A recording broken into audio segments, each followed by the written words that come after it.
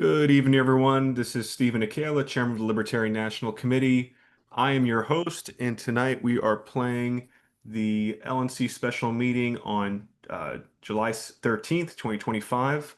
And we're going to go ahead with roll call. Mr. Malagon, whenever you're ready, sir. Certainly, Mr. Chair. Mr. Chair, are you present? I am present. Mr. Dar? I am here. Mr. Redpath? Yes. Mr. Watkins? Here. Ms. Yanuskavich? Here. Mr. Bost? Present. I am present. Mr. Vinson? Yo soy aquí. Mr. Lamb?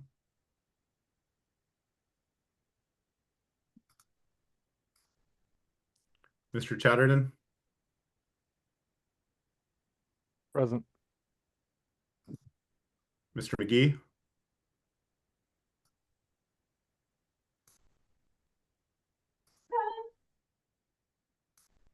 Mr. Nana?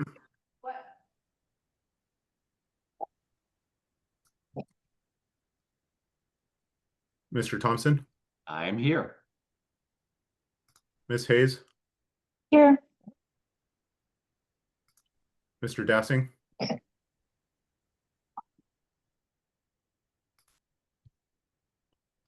Mr. Ford? Here. Mr. Martin? Aloha. I'm present. Mr. Wiley? Mr. Johnson? I'm here. Mr. Hirsch?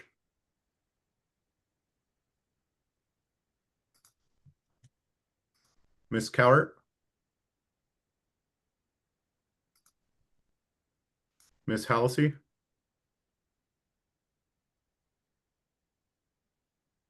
Mr. Bracco? Present.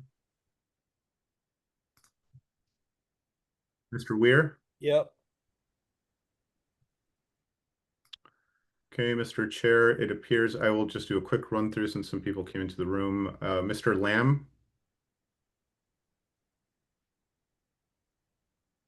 Okay, since Mr. Lamb is not present, but Mr. Martin is, Mr. Martin would be seated for Mr. Lamb. Mr. Dassing?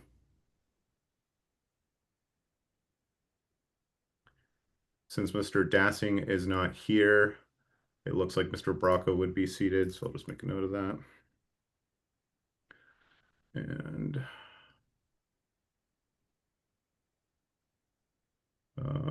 none of the other alternates are. So Mr. Hirsch, are you still not, are you here? I am here. Oh, you are here. Okay. Mr. Nana?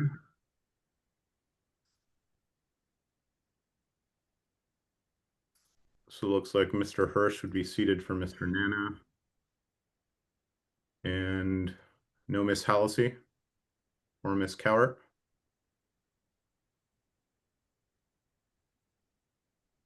Okay, I believe that completes the roll, and we do have quorum. All right. Excellent.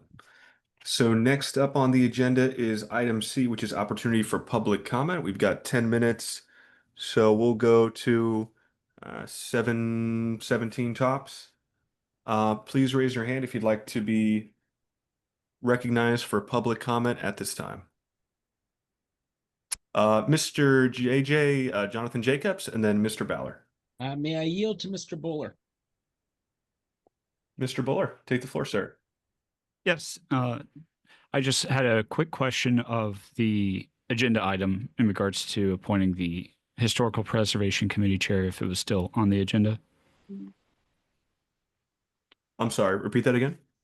The appointment of the Historical Preservation Committee chair, is that still on the agenda?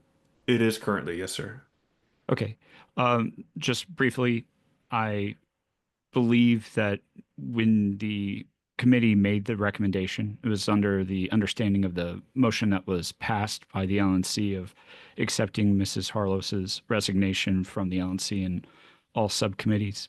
I've spoken with Ms. Harlos, and she has related to me that she did not resign from the Historical Preservation Committee. And so, as to whether there's a vacancy is kind of an issue that needs to be resolved. And so, I'm happy to, still be willing to be appointed if there is a vacancy at the end of it. Okay. All right. Fantastic. When we get to that item, we will discuss it as a board and move forward as to however we see fit. Thank you. Thank you, Mr. Buller. Mr. Jacobs. Thank you, Mr. Chairman. I just wanted to speak very briefly in favor on a personal basis and speaking as an individual on the new ethics and disciplinary policy. I think that it is very good. I like the idea of a graduated approach. And I would note, however, that I believe that while this is codified, you would still have the option of doing so under your current parliamentary authority, even if this would not be adopted. Thank you. Thank you very much, Mr. Jacobs. Anybody else seeking to be recognized for public comment at this time? Going once, going twice, 3 times, hearing none for public comment, then we're going to go ahead and move on to the adoption of the agenda, item A under housekeeping. First off, the chair is seeking a motion and a second to move the agenda. I have a proposed amendment. All right, hold on. Do we have a motion and a second for the agenda? I'll move it. The agenda is Second. presented. Okay. All right, Mr. Chatterton, go ahead. Yes. I would like to propose that 3 items: the motion to form the investigatory committee, the motion to fill the secretary committee or the secretary vacancy, and the PM proposal noticed by Mr. Thompson regarding nominating periods would be moved to the end of the agenda of new business with previous notice to be replaced with the resolution to adopt the Overwatch and Operator program to be the second item on the agenda behind the IALP proposal. And if appropriate, I would then like to speak to my reasoning for that proposal. Second. All right. There's a motion and a second. We'll now move on to debate on the amendment. Mr. Chatterton, you're recognized. Thank you very much. So I am making this motion on the basis that I have been very busy this week contacting board members. It is my belief that it is imperative for this board to proceed with the investigatory committee appointment based on past actions as well as recent actions this week. And in my discussions, I have yet to be able to secure an agreement that will see sure that that motion is passed. So at this time, however, I have had some interest in some ongoing discussions. I don't know if those are wished to be followed through on by others, but I make this motion as I believe this would allow us to maintain the status quo in our current situation and allow us to have ongoing negotiations about our vacancy for secretary, the investigation, and allow the potential vacancies there to be used to settle concerns that might cause some people to not wish to see Mr. Malagon removed from this board. So I wish to propose that those things be delayed so that we can consider those vacancies as a means to address concerns for people that might otherwise oppose his removal and have the opportunity to discuss amicable solutions that would clear any concerns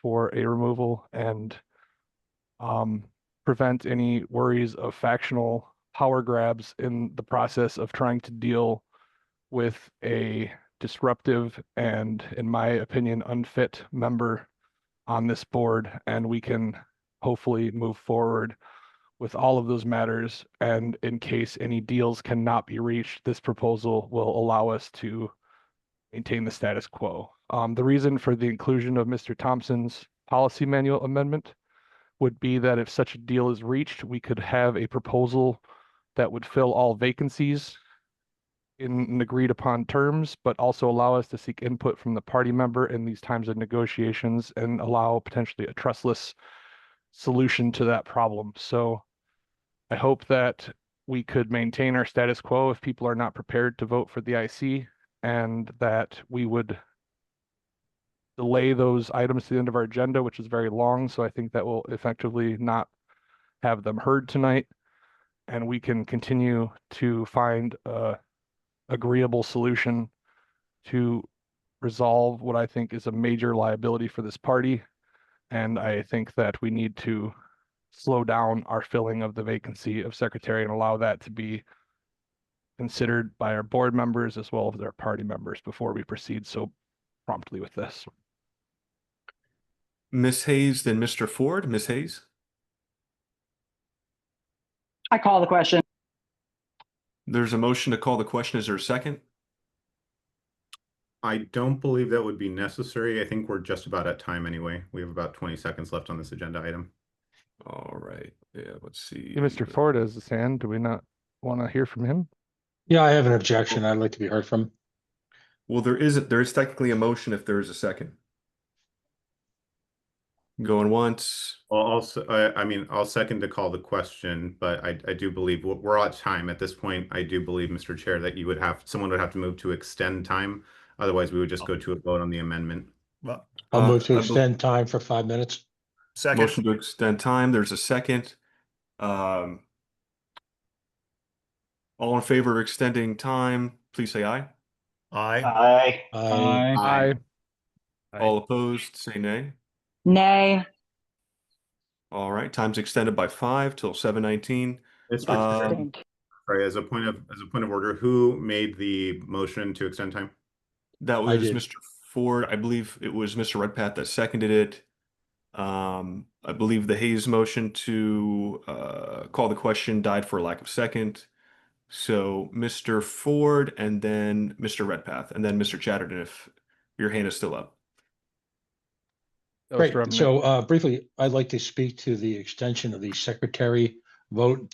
I'm frustrated, and that's an understatement. Executive committee level, officer level openings should be considered with the greatest care.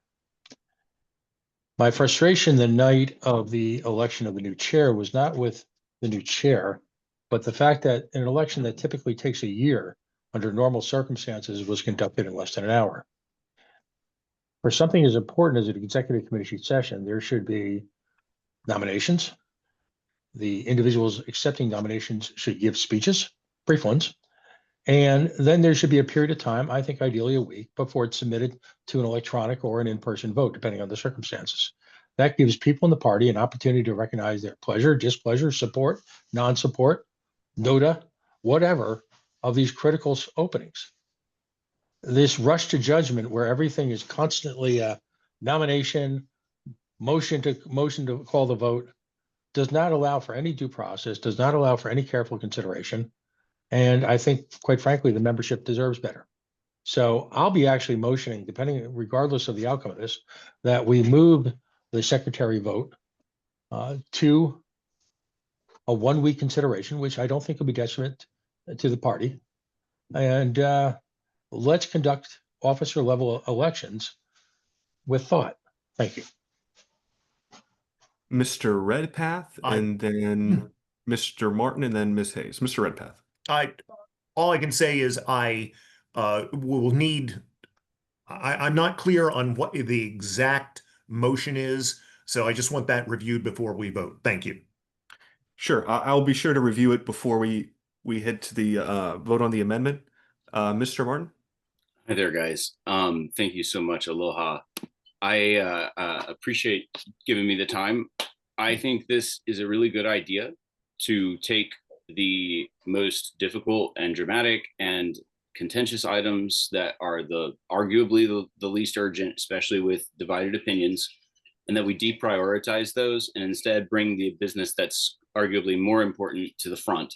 I think it's just a good idea, and it'll give everyone a little time to decide where their comfort level is and have the opportunity to talk to each other. I'd love for some of those to be open discussions if possible, and I'd love to see just what's possible if we can try to find some common ground around the things that make politics go, and removals and all that's not what makes politics go. But we do need to present credible leadership, and I'm totally committed to that, and I'm excited to kind of hopefully maybe see the patterns that we've been witnessing break a little bit. And I would just encourage everyone today that if it's within your power to do so, let's put business first, and let's put the political BS second. I want to also just thank Mr. Pat Ford for what he said. It was, I felt very salient. Ms. Hayes? Oh, mine was a relic, but I'll just say really quickly, I find it very funny that Mr. Chatterton just basically said he wants to move this because he doesn't have the votes, and he's talking about removal when this is supposed to be an investigatory committee. The recommendation, if any, comes would be from that investigatory committee. So I just think that should be noted for everybody. If this were to pass, and Mr. Chatterton is absolutely biased in prior to this even starting. So, but that's all I have to say. Ms. Hayes is absolutely correct on that matter. All right. Well, I don't see any more hands raised, so we will move on to a vote on the amendment. Just to reiterate, the amendment is for 3 items: motion to form an IC, motion to fill secretary vacancy, and the policy manual change noticed by Mr. Thompson would be moved to the end of the agenda of new business. And in its stead, the resolution to adopt an Overwatch program would be moved to item B after the IALP Constitution motion. So is everybody clear on what we're voting for? Okay, I'm sorry, just want to make sure on the Sure. on the amendment, excuse me, on the agenda, are we saying that items B, C, and I are what are Yes. moving to the end of the agenda? Correct. And that is the motion. And then P would be moved up to B. P would be Yes. moved up to B. Correct. That is correctly my intent. All right, we'll do a roll call vote. Mr. Secretary, whenever you're ready. Certainly, Mr. Chair. Mr. Bost? Aye. Mr. Chatterton? Yes. Mr. Dar? Nay. Mr. Bracco? Yes.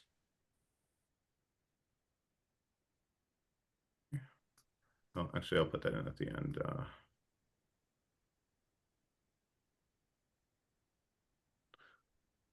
Oops, didn't mean to be so angry here. All right, Mr. Ford?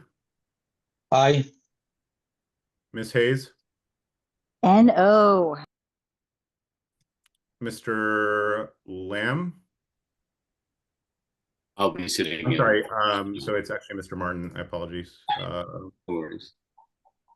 So, I'll be voting aye. but I'll have to change those ballots. What did the chickens vote for? I will vote. Crossing the road. Mr. McGee? Or I guess Mr. Johnson? No.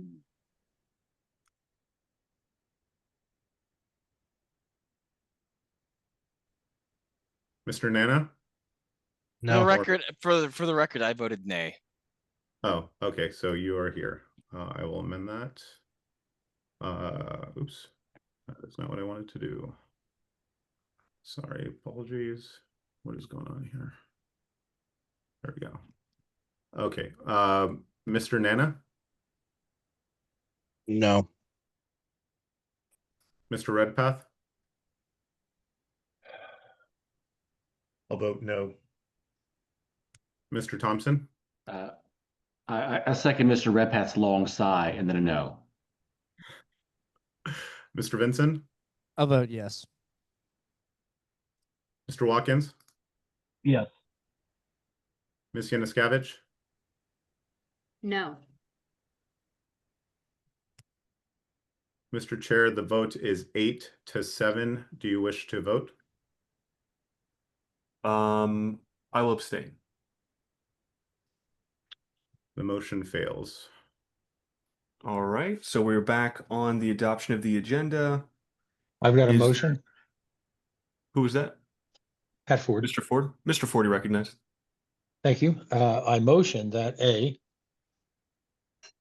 we accept nominations for the vacancy for secretary of the Libertarian Party this evening. So, B, Mr. Chair, this is out of order. We are at time for this item. We'd have to go straight to a vote on the agenda unless someone moves to extend time. I'll move to extend 5 minutes. Is there any objection to extending for 5? I object. All right, all in favor of extending for 5, please say aye. aye. Aye. No, say nay. Nay. Nay. Can you roll call this, Steve? I don't Yeah. think the I nay thing's Agreed. working. Sounded pretty close, but we can do a roll call. And this is on the extension of time. Correct.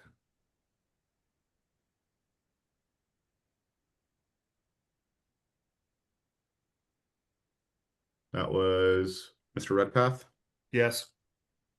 and seconded by who? I motion, oh, I'll second it. Mr. Bost?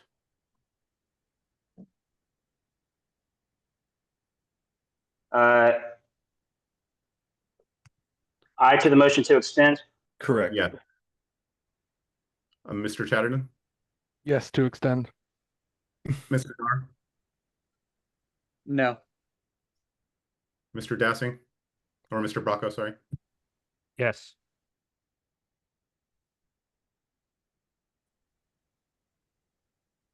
Mr. Ford? Yes. Ms. Hayes? No. Mr. Martin? Yes, to extend time. I will vote no, or nay rather. Mr. McGee? No. Mr. Nana? No. Mr. Redpath? I'll vote yes. Mr. Thompson? Yes. Mr. Vinson? Yeah. Mr. Watkins? Yes. Ms. Yanuskevich? No. Mr. Chair, the total is 9-6 to 0. Do you wish to cast a vote? I will abstain. All right, motion passes. So we are extending time for 5 minutes. We'll go to 7:30. Mr. Ford, you're recognized. Yes. A, that we accept nominations for the vacancy of the secretary of the Libertarian Party tonight. B, that we hear speeches from those accepting nominations. C, a 1-week period where debate and discussion within the party, so as the members can. Mr. Chair, I'm sorry to interrupt. As a point of order, this is out of order. We have a special agenda, but we have this is a special meeting where we already have an agenda. There cannot be changes to the addition of items to the agenda. That is true. It would have to be. It would. We can always make a motion on hearing speeches during the item, but we cannot add. We can only subtract at this point or move things around. So it would be technically out of order at this time. So All I right, do. then then that's fine. Then I'm going to move to table the election of the secretary this evening. All right. Objection. There's a motion to remove the secretary item. Is there a second? Yes. Objection. Objection. There's objection. Do we feel like we needed to debate, or are we just going to move on to a vote? I wouldn't mind to debate. I would be curious as a point of order. I'm not sure if it's in order to remove an item from that's been noticed. It was noticed by Mr. McGee. Someone could just not could just not make the motion at the time if they wish to not do it. But this was Mr. McGee's noticed item. Objection. Point of order. Notice item can be stricken from the agenda. Items can be stricken from the agenda. I don't believe that. And I have objected to it. So let's vote on it. And Mr. McGee. I do believe it is generally in order. Point of order, I sorry to don't think interrupt, there's anything. but Yes. my understanding of Mr. Ford's motion was just to move the voting period and not get rid of the item.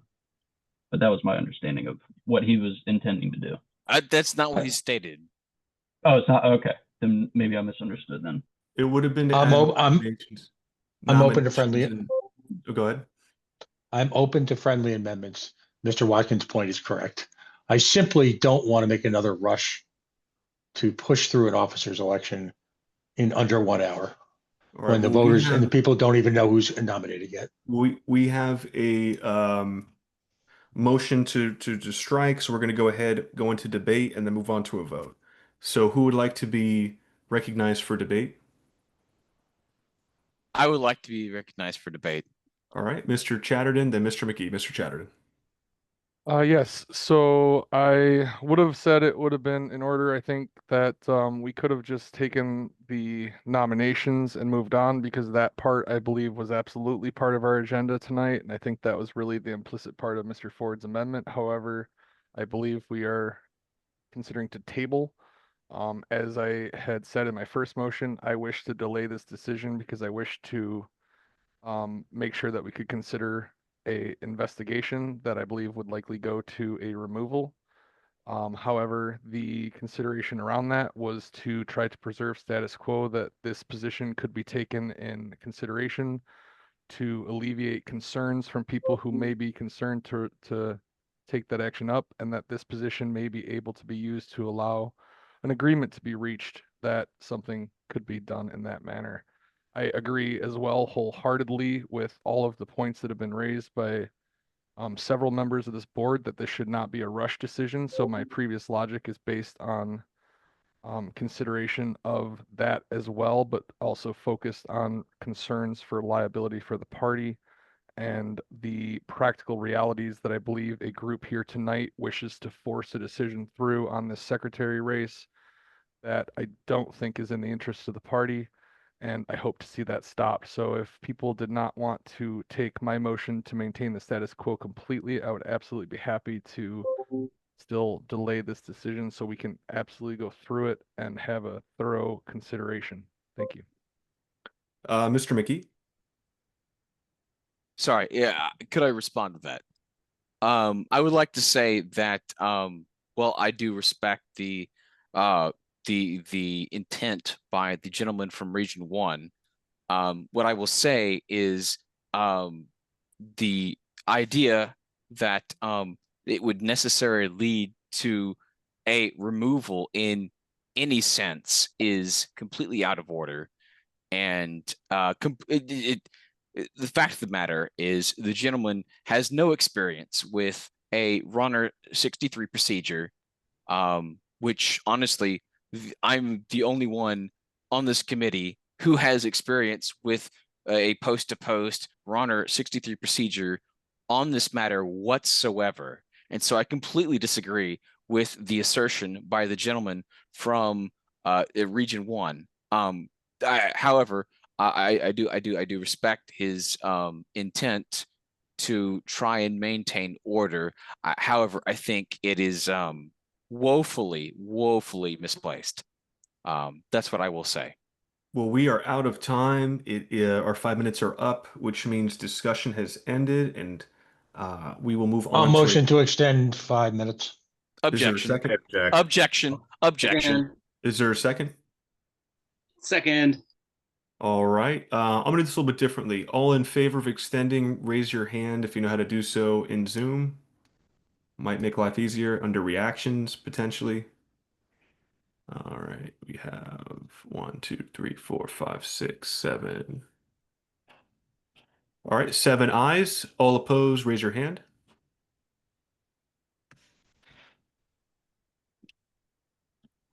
My hand's raised. Sorry. Mr. Ford, your hand's still up if. Okay. 1, 2, 3, 4, 5, 6, 7, 8. All right. So the nays have it. We will not extend time. We'll go immediately to a vote. Hold on, baby. I'm going to mute myself. We'll go immediately to a vote. I'll hand it off to Mr. Secretary, and we'll vote on this. What is the motion, please? The motion is to strike the noticed item, which is the secretary vacancy. And who seconded Mr. Ford's motion? I think it was me.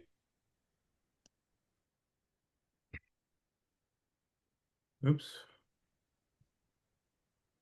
Okay. Mr. Bost.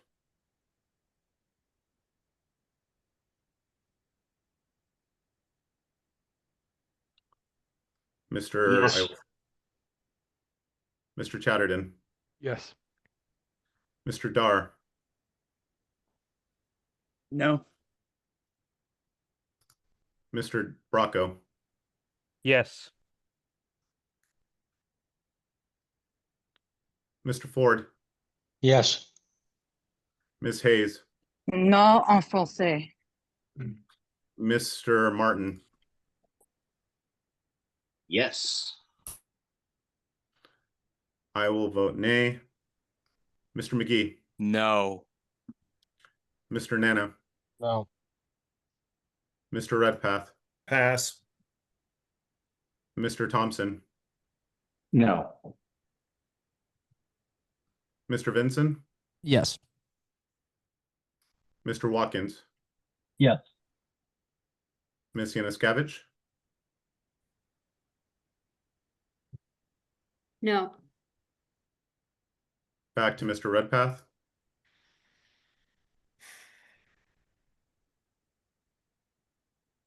I'll vote no. Mr. Chair, the tally is 7 to 8 to 0 to 0. Do you wish to vote? I'll abstain. Motion fails. All right, since we're out of time, we are going to move on to the final agenda. So we'll go ahead and do a roll call vote there. Certainly, sir. Mr. Bost. Yes. Mr. Chatterton. Abstain. Mr. Dar. Yes. Mr. Bracco. Yes.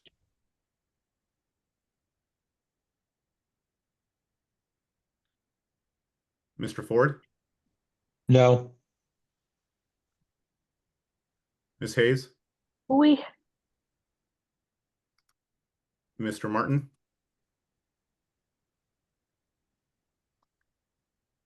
No. I will vote aye. Mr. McGee. Aye. Mr. Nana. Aye. Mr. Redpath. Yes. Mr. Thompson. Yes. Mr. Vinson. Abstain. Mr. Watkins. Also abstain. Ms. Yanuskevich. Yes. Mr. Chair, the roll is 10 to 2 to 3 to 0. Do you wish to cast a vote? I'll abstain. All right, motion passes and we have an agenda. Next up is unfinished business and items postponed from previous meeting. Ethics Committee recommendations for adoption. Mr. Jonathan McGee, you have the floor, sir. Thank you. So the proposed ethics committee report is not that much edited from what was presented in Grand Rapids. Actually, most of the major amendments to this, or edits rather, were actually proposed by Karen and Harlos. And so I think, this is something that's been literally at this point 8 months in the making. It's been run by several different attorneys, Miss Mason, JJ, like just about everyone you could imagine. And this is where we're at. I think it's fair. You can disagree. At this point, I think we just should go to a vote. Ms. Hayes, you have your hand up. Thank you, Mr. Chair. I'm just going to say, as a member of the Ethics Committee, we've been working very hard on this, and Most of the last revisions were just basically like, from me, there were some from me, they were just basically like fine tuning things. And I think this would help, passing this would help alleviate many members' concerns about certain things. And I think it would do a disservice to us not to pass it. So I recommend everybody vote for it, and I'm ready to move on if you are. All right. Well, if there's no more hands up, then we can, oh, Mr. Martin, you're recognized. We're speaking on the International Libertarian Constitution, right? No. This is the Ethics Committee's report. Oh, I'm sorry. That's going to come up in 2 more items. Okay, cool. I just want to say I think that professionalism is really, really important. I really appreciate the work that's gone into this, and it looks like some of my original concerns were addressed. And I greatly appreciate that. I think as long as we're responsible as a board in how we look at this and even-handed with how we enforce it, I don't think it'll be a problem. Anything can be a problem if we're not being reasonable. I think there is kind of a key note there. Even under existing practices, we could deal with these things by just reasonably applying it. But it does help to have it spelled out, and so I am cautiously in support of this. All right. Is there any further discussion? Can I speak briefly? Yes, go ahead. I would like to commend Mr. Martin's point, and I just add that this is not intended to target anyone. This is intended to make business proceed smoothly. If there are issues, they need to be addressed, and no one is exempt. This is designed to make sure that we don't end up in issues where, like I said, I went post to post with the investigatory committee with Karen and Harlos, and it wasted a lot of time, and we don't have that time anymore. And I would prefer that not to happen again. So that's where I'm coming from. And I have done my level best to make sure that we have come up with the best policy to make sure that doesn't happen again. If there are people that are acting out, that are not acting in good faith, there is a process now, and we will be able to address it. So that's all I'm going to say. Mr. Bost. Yes, I was also a member of this committee. I didn't speak much on it during the deliberations, but this committee put a lot of time and work and did their due diligence. So I will speak in favor. Thank you. Mr. Chatterton? Yes, I think what I've seen for the most part from these rules, I think that this is a great change. I believe this committee has been using excuses to avoid consideration of the rules for conduct that already exists in our parliamentary authorities. And this has been used as an excuse to justify allowance of terrible behavior by members of this board. So I'm very glad to see that we are formally adopting something so there no longer be any dancing around those basic principles of human respect, as we heard about so extensively in the great speech at our Grand Rapids meeting. So I look forward to seeing, hopefully, finally some improved behavior now that we will be adopting something formally, even though none of these rules should be taken as novel or anything like that would easily be enforceable under our existing rules and our parliamentary authority. I will be supporting this. All right, going once, going twice, going 3 times. I'm going to go out on a limb here. Is there any objection to adopting these policy manual amendments? Going once, going twice, going 3 times? As a point of parliamentary inquiry, who seconded Mr. McGee's motion? Oh, good question. Is there a second? I'll second it. All right, we have a second. Any objection to the motion? Hearing none, motion passes. Saves us about 20 minutes. Good job, team. All right. Next up on the docket is Convention Oversight Committee report and update. Mr. Ford, 15 minutes. Absolutely. If you give me just a moment here. I'm going to move that this be put into executive session, as is our tradition with this. I object to that. Is there, is there a second? I'll second.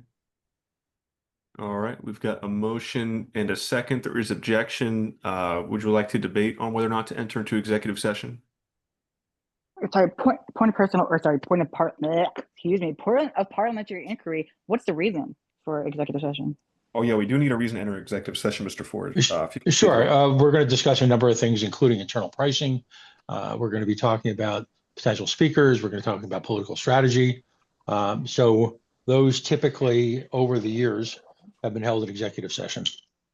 I hate to be a douche and bag, but I don't believe that pricing and speakers would fall under executive session, although obviously political strategy would. So I'm not sure about how we go about that. Actually, we're under a non-disclosure agreement with pricing with the hotels in the venue. That's why we've traditionally done this. It's, you know, to Stephen's credit, he organized a meeting in front of folks, and we're going to do again, where we went into a great deal of depth Thursday evening about the convention. But again, we do have legal constraints. Mr. Secretary? Thank you, Mr. Chair. So I would oppose going into executive session. The last time Mr. Ford went into executive session in Grand Rapids, I was told by every LNC member that I spoke to, I think there were about 7 of them, that told me that nothing that was spoken about in Grand Rapids during the convention portion was executive session stuff. And I have a few questions for Mr. Ford regarding convention because I have a lot of concerns, and I think that it would behoove the membership to know where we're at with convention. Okay. So this is internal politics writ large. Okay. Well, I'm going to call for a vote. If it goes into public, I'll just have to refrain from talking about the hotel contract. All right. And I would prefer to go over the hotel contract with folks, but you know, we went through this last week, Adrian. Let the attacks begin. All right, we're going to go ahead. Mr. Martin. Just a really brief thing. I so oppose secrecy, and I hate how much it is overused in politics. It's so convenient to just hide things from people, and I absolutely oppose it. That said, when we're under an NDA and we're trying to make plans for something like a convention in the future, it does make absolute sense why some of those discussions should be private. And I think it's kind of ridiculous that we're having to debate for the ability to do that. I understand, and I'm okay with having a lot of this conversation in public. To me, it doesn't really matter, except where we might have contractual obligations, and we kind of do need to be able to do that business. So executive session is narrow for that reason. I think this is appropriately falls under that narrow exception of executive session, why we have it, right? Though again, I prefer transparency as radically as possible. So anyway, I'll yield. Thank you. Mr. Redpath.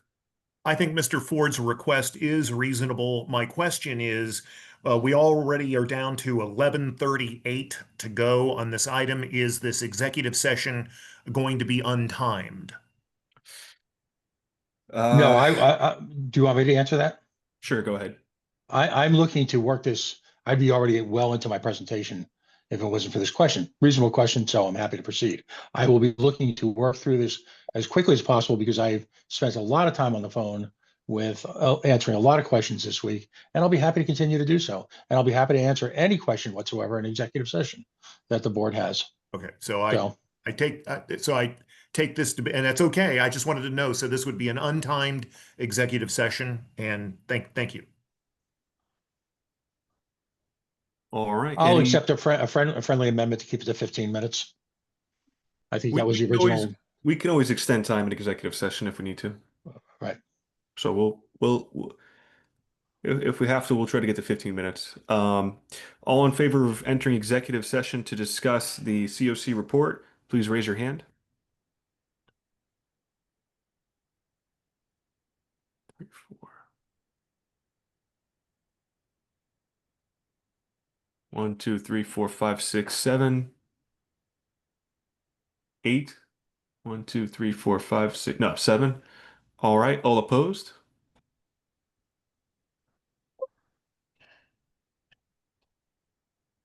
Mr. Ford, your hand is still raised. Raise my hand. All right, consider Jonathan McGee's hand raised. It's 1, 2, 3, 4, 5.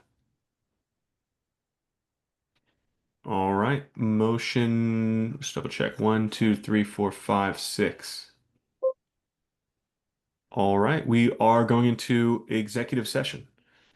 So, Mr. Secretary, if you could open the wormhole and get us into exec sesh, and we can get this knocked out. So I will abstain from going into executive session for reasons previously stated. Mr. Chatterton and Mr. Martin have both broken their NDAs, so I found that part of the debate humorous. Objection. When did I break my? And so I will go ahead and move everyone else Point into. of honor, point of order. Yeah, I'm gonna say that Mr. I should have a Chair, chance to respond to those accusations.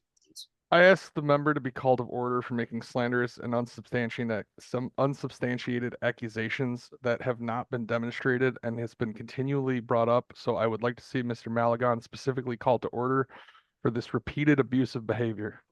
Mr. Chair, I'll just remind the LNC as well as Actually, technically, considering the passage of the Ethics Committee report, Mr. Malagon should be called to order. However, I will also not be going into executive session. I just really quickly wanted to remind everyone that I did actually provide proof privately to the LNC that that this had already happened. So there's nothing Or secrecy, nothing proven that would require disciplinary proceeding. All right. Let's get into executive session. I ask everybody to please respect each other, Mr. Malagon included in that. However, he is free to state his reasoning for not entering into executive session. But if there are any accusatory or anything that could be seen as defaming another member, I would not like that added into the minutes. We want to keep those neutral. Point of So we're order, gonna Mr. head into Chair, executive until a leak has been demonstrated and shown through a disciplinary action, it is slanderous of Mr. Malagon to continue to make such an assertion. Technically, he Yes. just made an assertion that he would not like to go into executive session. He did No, not he make. stated the reason why was because myself. All Would right, he let's like to? go to Would he? executive Would he? Would he? Stop meeting. I'm Mr. a Chair, member. the breakout room is open for all those to join. Just go ahead and join the room. I will stay Mr. out Chair, here. the secretary is apparently mute. Has meeting control. I'm glad to see that the ethics policy is being, and we won't be allowed to speak. All LNC members, please join the breakout room for executive session. Thank you. Why don't you bring that accusation? It's kind of cowardly to keep muting me. But I see that doesn't.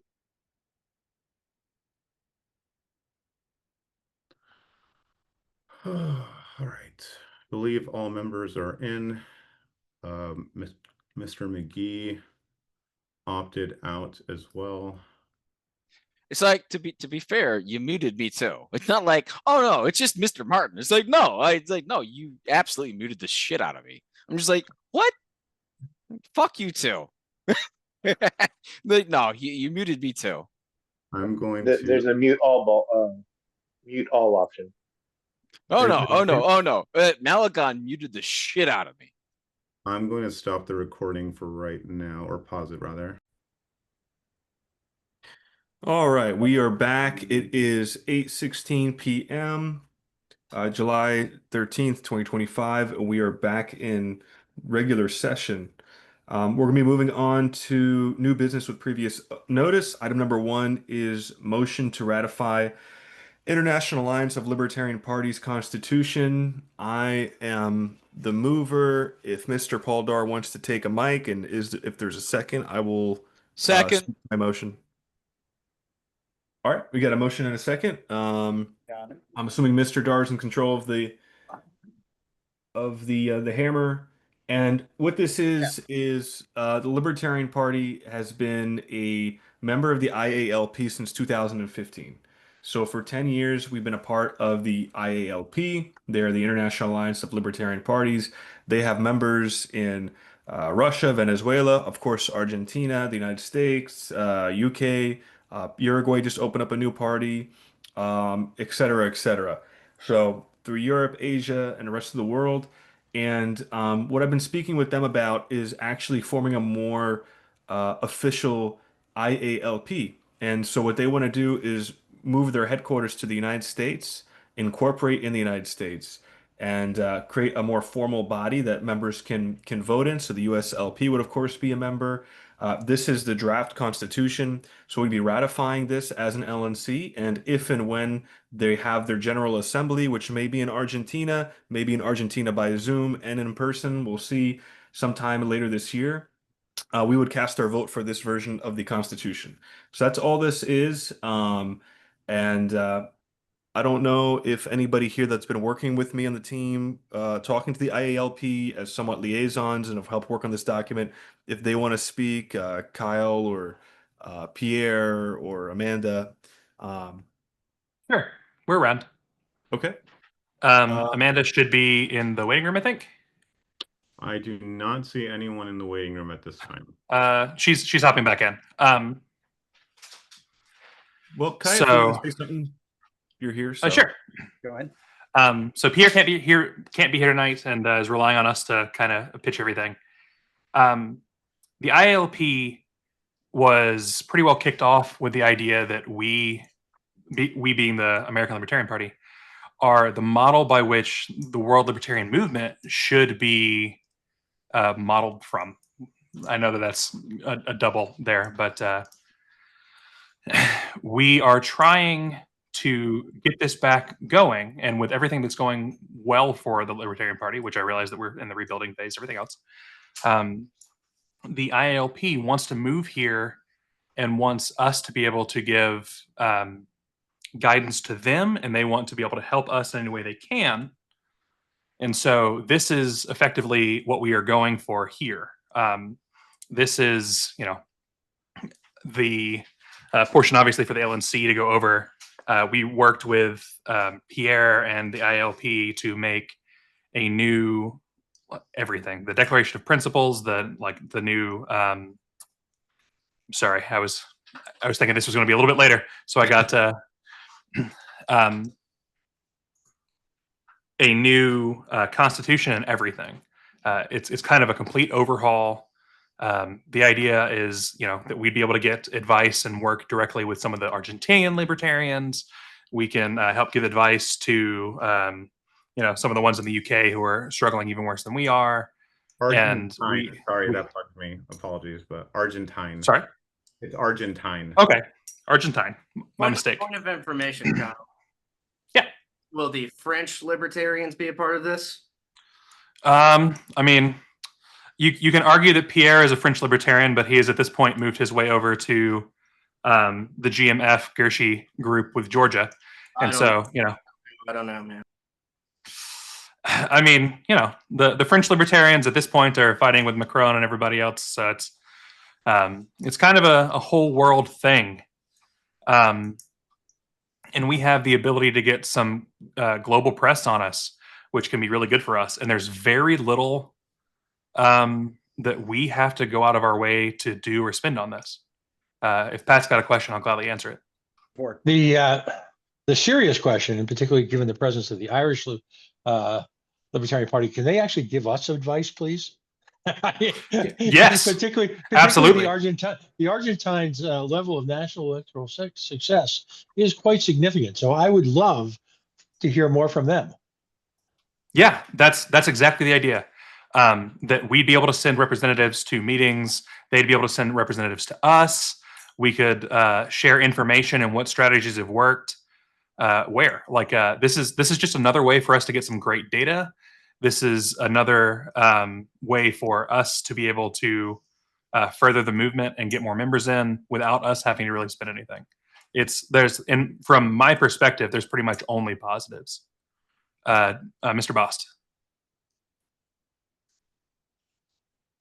Yes. So is there any cost to join? And I haven't fully gone through this constitution, but there's no. This is just no cost. This is more like a bylaws than say a platform. There's no platform planks in here. Is that correct? Correct. And correct. I see it does say that it's free association of sovereign parties that retain full independence. So right. So as you say, this is a means to cooperate, not a commitment or requirement to do any particular thing. Exactly. It's It is the opposite of the World Health Organization membership proposal, where they're like an international body that controls the states. This is a completely voluntary, sovereign, like, I'll cast my vote, but I don't have to agree with you or disagree with you. You can do your own thing.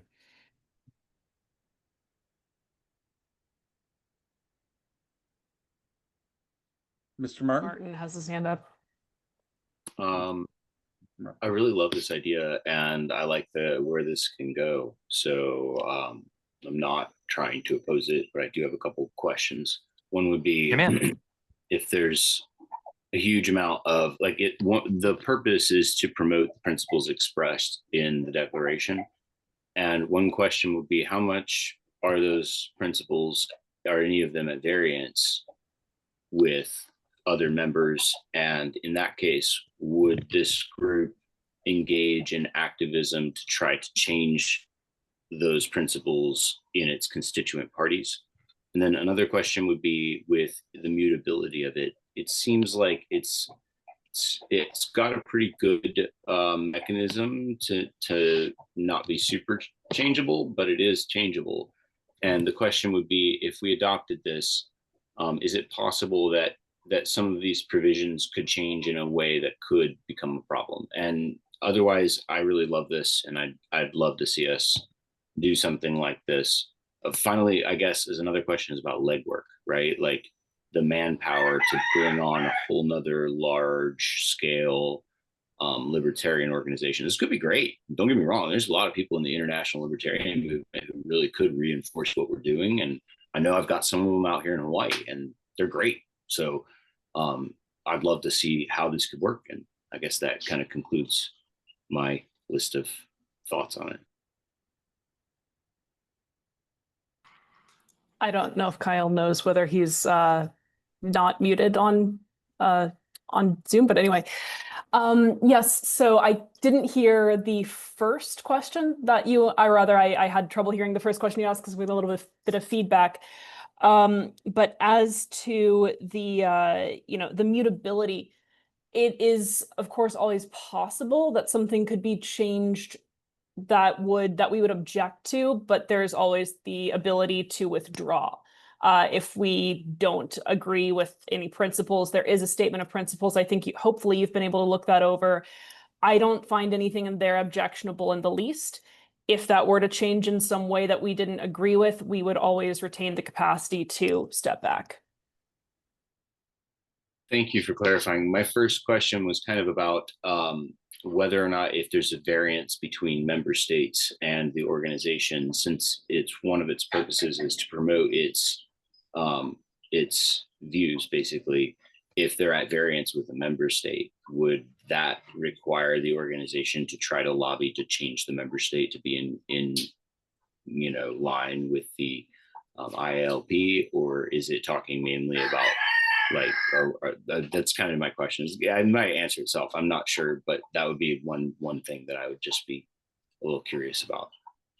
Sure, so that makes sense. The member states and organizations are different. Currently, there are not a ton of member states because this has been reconstituted, right? So there would need to be a process of moving back in some of the former states, former members, as well as the fact that there are some organizations internationally that are not formally constituted as parties, right? So there are a lot of sort of underground libertarian groups.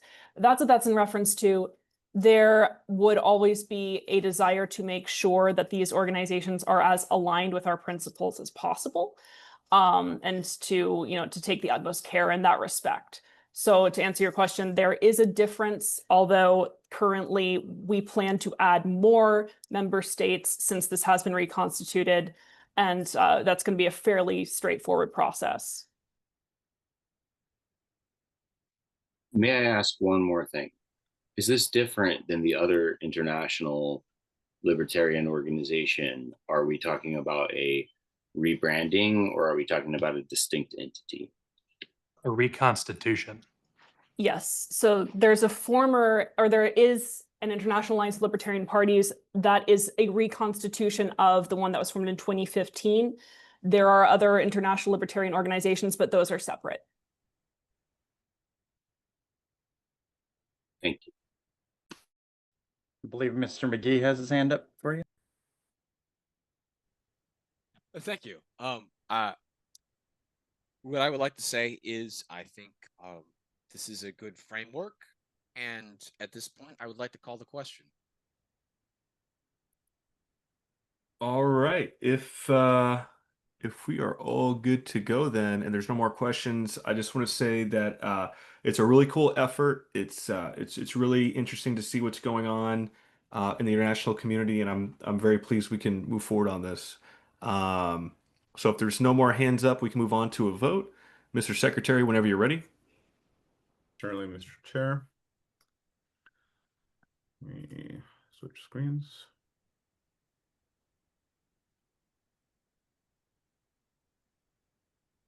Mr. Bost? Oh, I'm sorry. Yes. Mr. Chair, who is the second? Oh, I second it. Meredith seconds it. All right. Mr. Bost? Yes. Mr. Chatterton? Pass, please. Mr. Dar? Yes. I saw Mr. Dassing come back in the room. Mr. Dassing? No. Mr. Ford? Yay. Ms. Hayes? Yay, I like that. I'm gonna do yay this from now on. Mr. Martin? Pass. I will vote aye. Mr. McGee? Aye. Mr. Nana? Yes. Mr. Redpath? Yes. Mr. Thompson? Yes. Mr. Vinson? Yes, but no French. Mr. Watkins? Abstain. Ms. Yanuskevich? Yes. Mr. Martin? I'll abstain. I'm sorry, Mr. Chatterton. Mr. Chatterton? Vote no.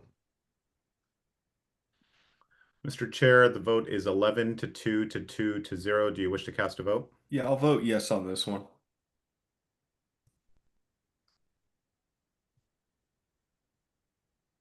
All right, motion passes. Mr. Thompson, you had your hand raised?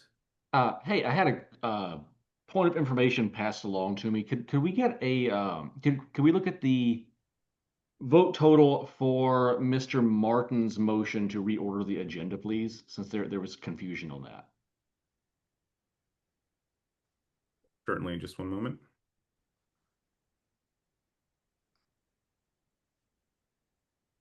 Oh, was that my proposal, Mr. Thompson, that you're referring to move the 3 items? It was just scroll past. I caught it. Thank you. Oh, sorry. Okay.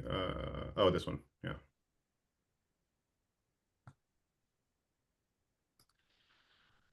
All right. All right, next item is item B, motion to form an investigatory committee. Mr. Chatterton is the mover. Is there a second? I'll second that. Mr. Chatterton, you have the floor, sir. Thank you. So I don't know that there needs to be a whole lot said. I think most of Mr. Maligon's misconduct has occurred publicly.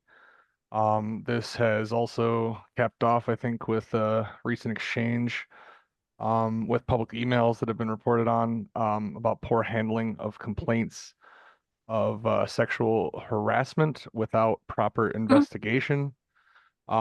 We've seen extensive abusive behaviors on the board over the entirety of Mr. Maligon's tenure. As I stated earlier, with the adoption of the ethics proposal, our rules and procedures absolutely have basic requirements for respect among board members. And I think it would go without saying and in common sense, in line with the presentation given to us about human respect by one of our large donors to the party at the recent Grand Rapids meeting, that this behavior is simply unacceptable and cannot be tolerated in any professional environment, let alone on a board. We've seen these same comments from our consultant that we've hired and paid a great deal of money. And we even heard from her in the Grand Rapids meeting when I asked a question about members who continually conduct these behaviors, who do not respond to warnings, who continue to repeat the same things over and over again, that at some point it has to reach an end where you say, Mr. Malagon, this is not working out and it is time for you to be done on the LNC. For the record, that sexual harassment complaint was baseless and I ruled it as such. Mr. McGee, then Mr. Martin. Mr. McGee. So, I respectfully agree that Mr. Chatterton does actually have a point. However, we literally just passed the ethics committee report, which had a proviso which basically reset the clock on all such provisions. So this is technically not even in order. Based upon the language of the ethics committee report. I guess some people chose not to read the report, so I would ask that the chair rule this entire motion out of order. Let me see here. Control adopted. Mr. Can you Chair. cite exactly what language you're referring to? Number one is the first paragraph, which replaces the entire paragraph on harassment. And then the proviso, which basically states that unless you can prove that there is gross fiduciary violation of fiduciary duty, it's not in order. I mean, that's right there in the language. Are you speaking about the proviso at the end of the document? I'm speaking both the proviso at the end of the document and the language at the end of the first paragraph. That is not the effect of the language. That is the effect of the language, Mr. Martin. Of conduct section details here. There is sort of. You passed it. The purpose of this document. May I respond, Mr. Chair? Who's speaking? Mr. Martin. No, so Mr. Chair, Hold on 1 second. Muting him while you make a ruling without interruption. This is not in order. This motion is not raised under the grounds of the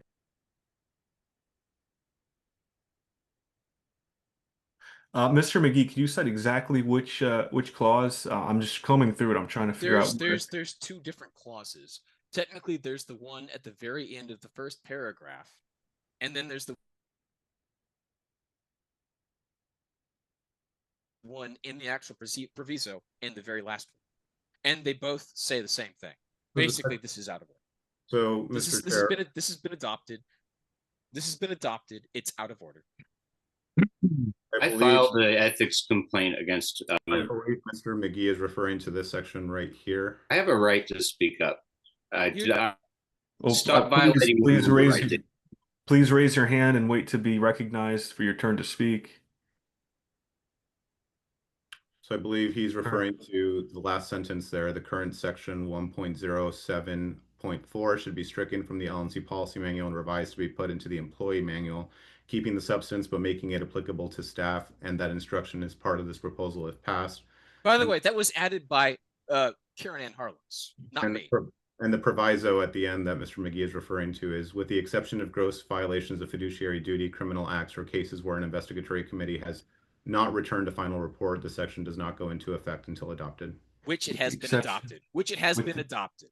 With the exception of gross violations of fiduciary duty, criminal acts, or cases where an investigation committee has not returned a final report, this section does not go into effect until adopted.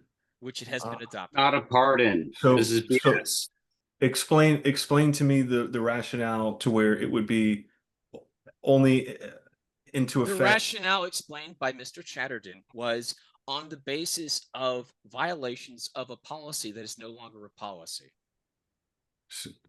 So can Mr. Chatterton be unmuted and explain to me exactly what the basis of the IC is for? Absolutely. This complaint is not brought under the grounds of this new ethics policy. It is brought under the basic rules of uh, conduct in a board as defined in Robert's rules. These things are not superseded by anything in our policy manual and are absolutely available to be considered. We have heard this from our board consultant and demonstrated behaviors that we've seen over and over again, as well as numerous unaddressed complaints about these behaviors that have filed through formal processes and never been followed up with proper investigations.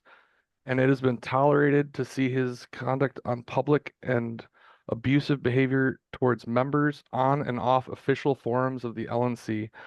It is the right of this body to evaluate who is suited, and Mr. Malagon is an immense liability, let alone a factor that is creating mass discord. He is blocking legitimate business that has been done under the same practice or attempting to do so. He's attempting to remove people by a simple majority vote. These conducts are not acceptable. There's immense cases across all elements, and I think there's a vast majority of members of this party that would demand to see this action taken, to at least have an investigation and allow the conduct to be examined and presented and evaluated if it is appropriate for a removal. So I will push back on action not being taken when brought up. Every time something has been brought up that I've been asked to address, I have addressed it. So the proper procedures, when followed, I have, as chair, gone ahead and did what I said I would do. I'm just not seeing here exactly, Mr. McGee, specifically where it would be not in play, because anybody can make an IC about anything, under Ronner. May I Is speak to my that? Yeah, go ahead. Go ahead, Mr. McGee. Technically, under Runner 63, you can do that. However, the intent of that provision of Runner 63 is, ideally, if our bylaws didn't prohibit us from doing that in executive session, ideally, the province of actually commencing an investigative committee is supposed to be privately, and that's intended to insulate the organization from legal liability. And so the idea that we're going to do this again publicly while literally defaming Mr. Malagon is literally exposing this organization to legal liability. So I mean, if Mr. Chatterton is amenable to that, you know what, have at it. But the fact of the matter is, the intent of Runner 63 is to not do that. And we literally just passed an ethics committee report to try and prevent us from engaging in this exact behavior. So if he would like to do that, have at it. But that is not what the intent is. Mm-hmm. Give me one moment.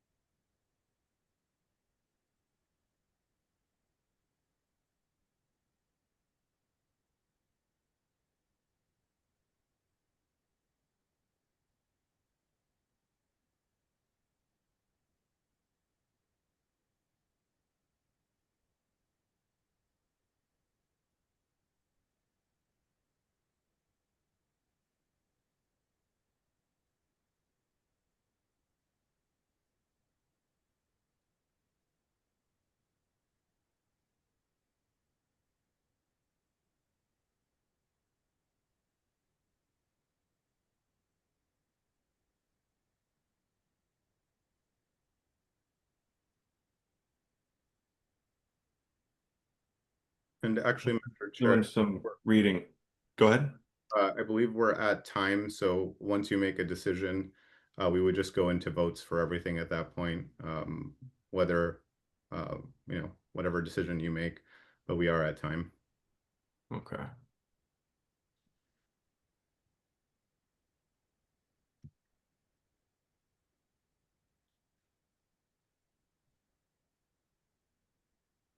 Okay, so here's what I believe is the case. Ronner does allow the ability to create for the LNC to create disciplinary rules that differ from Robert's rules. Those adopted rules govern.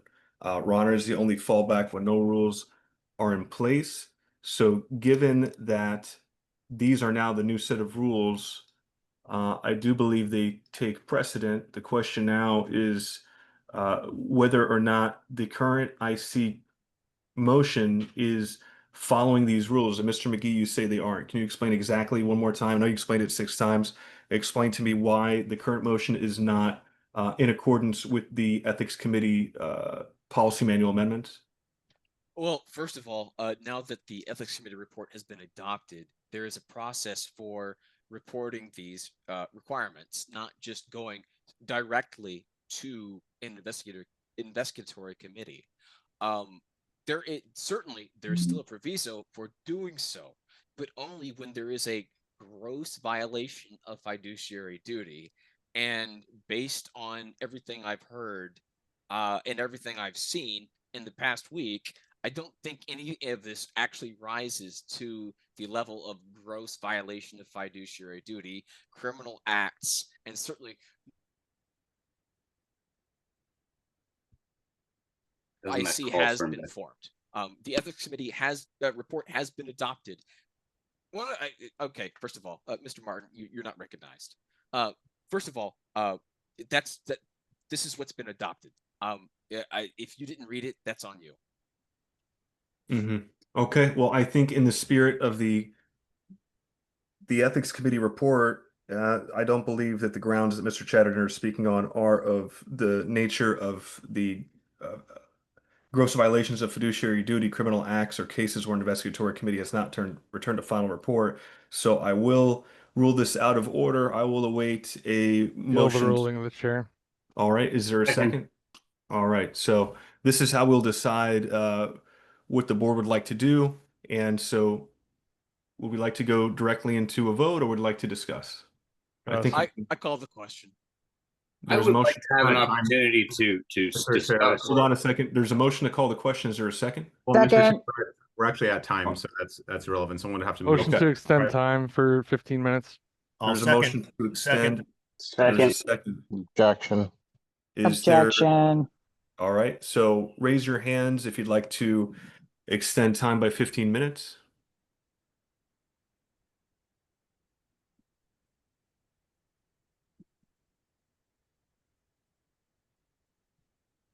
One, two, three. 1, 2, 3, 4, 5, 6, 7, 4. 1, 2, 3, 4, 5, 6, 7. All opposed, raise your hand.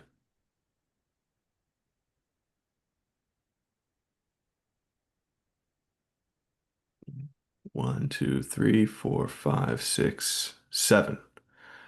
What? All right, so it's 7 versus 7, so motion to extend time fails. There's only 6 hands up. There was a 7th a second ago. Who was the 7th? I thought it was. There are reactions coming from the audience. Like a counted vote. No, I'm sorry. I lowered counted vote, please. You're done with it. You're calling members calling for a roll call vote? Yes. All right, we'll do a roll call vote on the extension of time. Mr. Secretary, please proceed. Point of information, is this a majority or 2/3 vote? Motion to extend time, I believe, is a majority vote. Thank you. Point of order, Mr. Chair. Yes, Mr. Chatterton.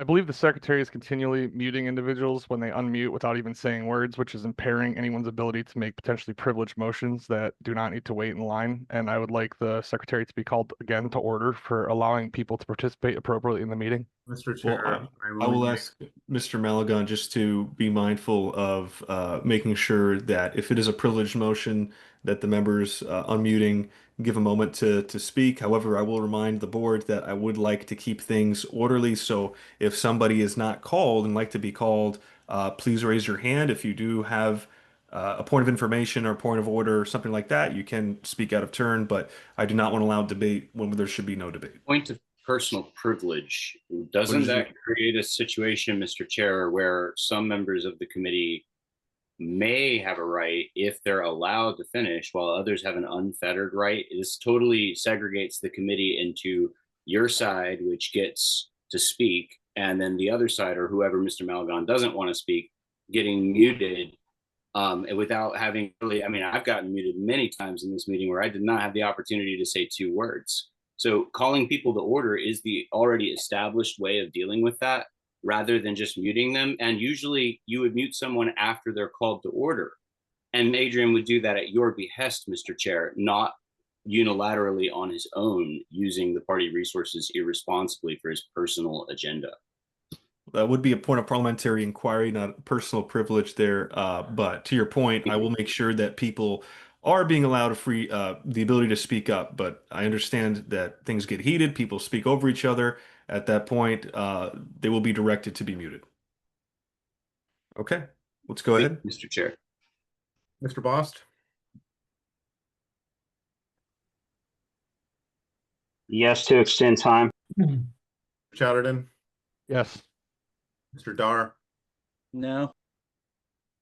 Mr. Dassing? Yes. Mr. Ford? Yes. Ms. Hayes?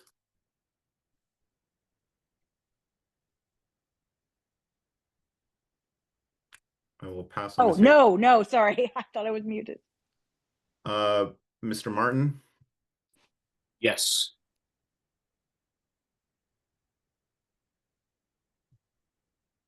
I will vote nay. Oops. Mr. McGee? Nay. Mr. Nana? No. Mr. Redpath? I will vote yes. Mr. Thompson? No. Mr. Vinson? Abstain. Mr. Watkins? Yes. Ms. Yanuskavich? No. Mr. Chair, the vote is 7 to 7 to 1 to 0. Do you wish to cast a vote? I do not. Motion fails. So we are on, that was a motion to extend time, and that makes us go directly to the vote on To rise whether or to a not- point of order on this. Mr. McGee presented an absolutely nonsensical argument. Sounds like debate. It's not debate, and besides, there was no debate. And he's impugning. He's literally impugning my honor.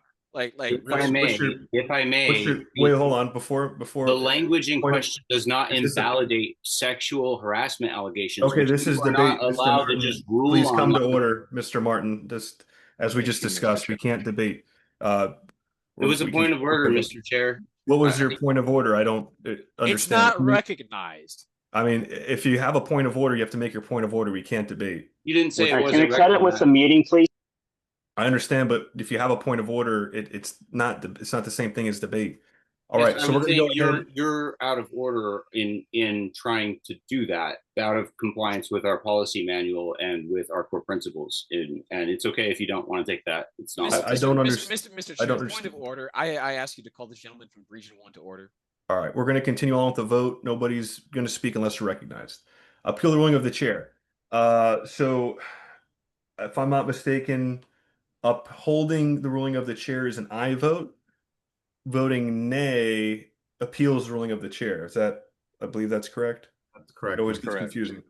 So aye is to uphold the ruling of the chair, which would mean that you agree that the motion for the IC committee is out of order.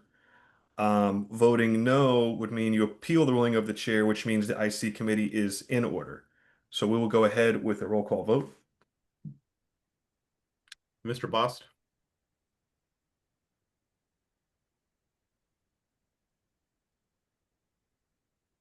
No to upholding the ruling of the chair.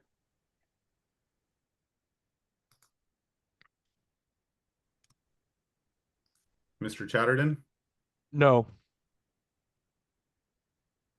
Mr. Dar, Yes. Mr. Dassing, No. Mr. Ford, Sorry, no. Ms. Hayes, Yes, uphold the ruling.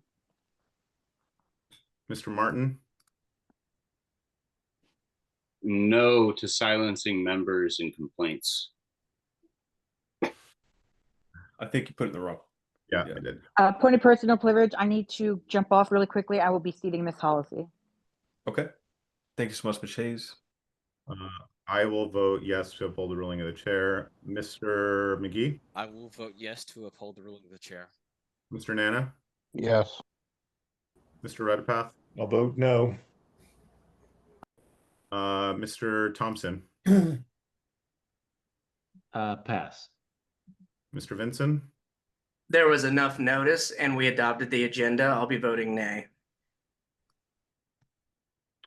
Mr. Watkins, No. Ms. Yanuskevich, Yes. Mr. Chair, the vote is 6 to 8 to 0 to 0. Do you wish to cast a vote? I'll vote yes to my ruling.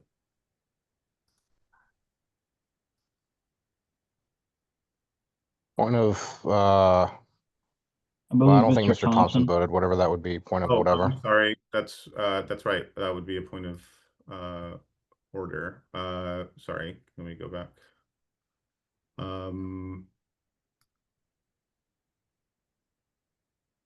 Mr. Thompson, I am going to abstain.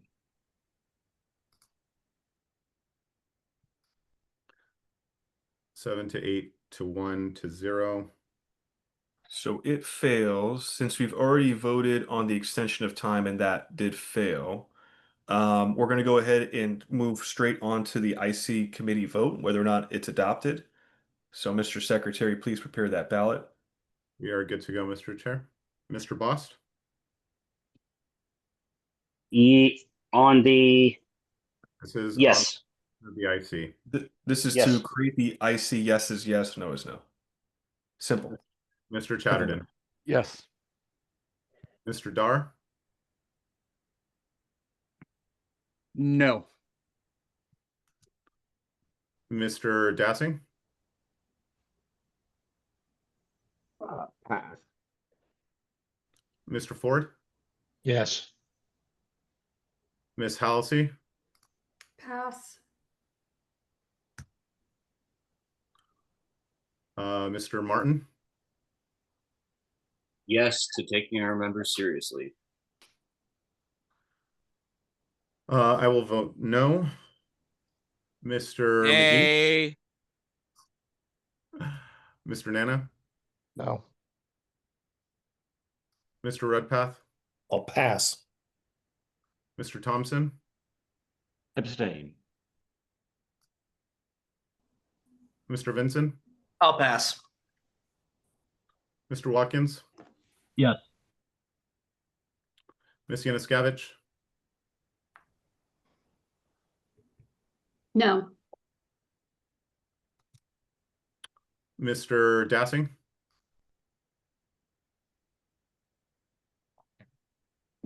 Yes. Ms. Halsey? No. Mr. Redpath? I'm going to vote yes.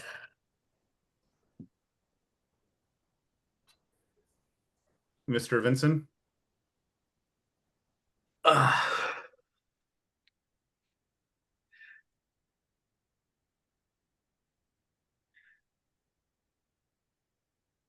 I'm going to abstain.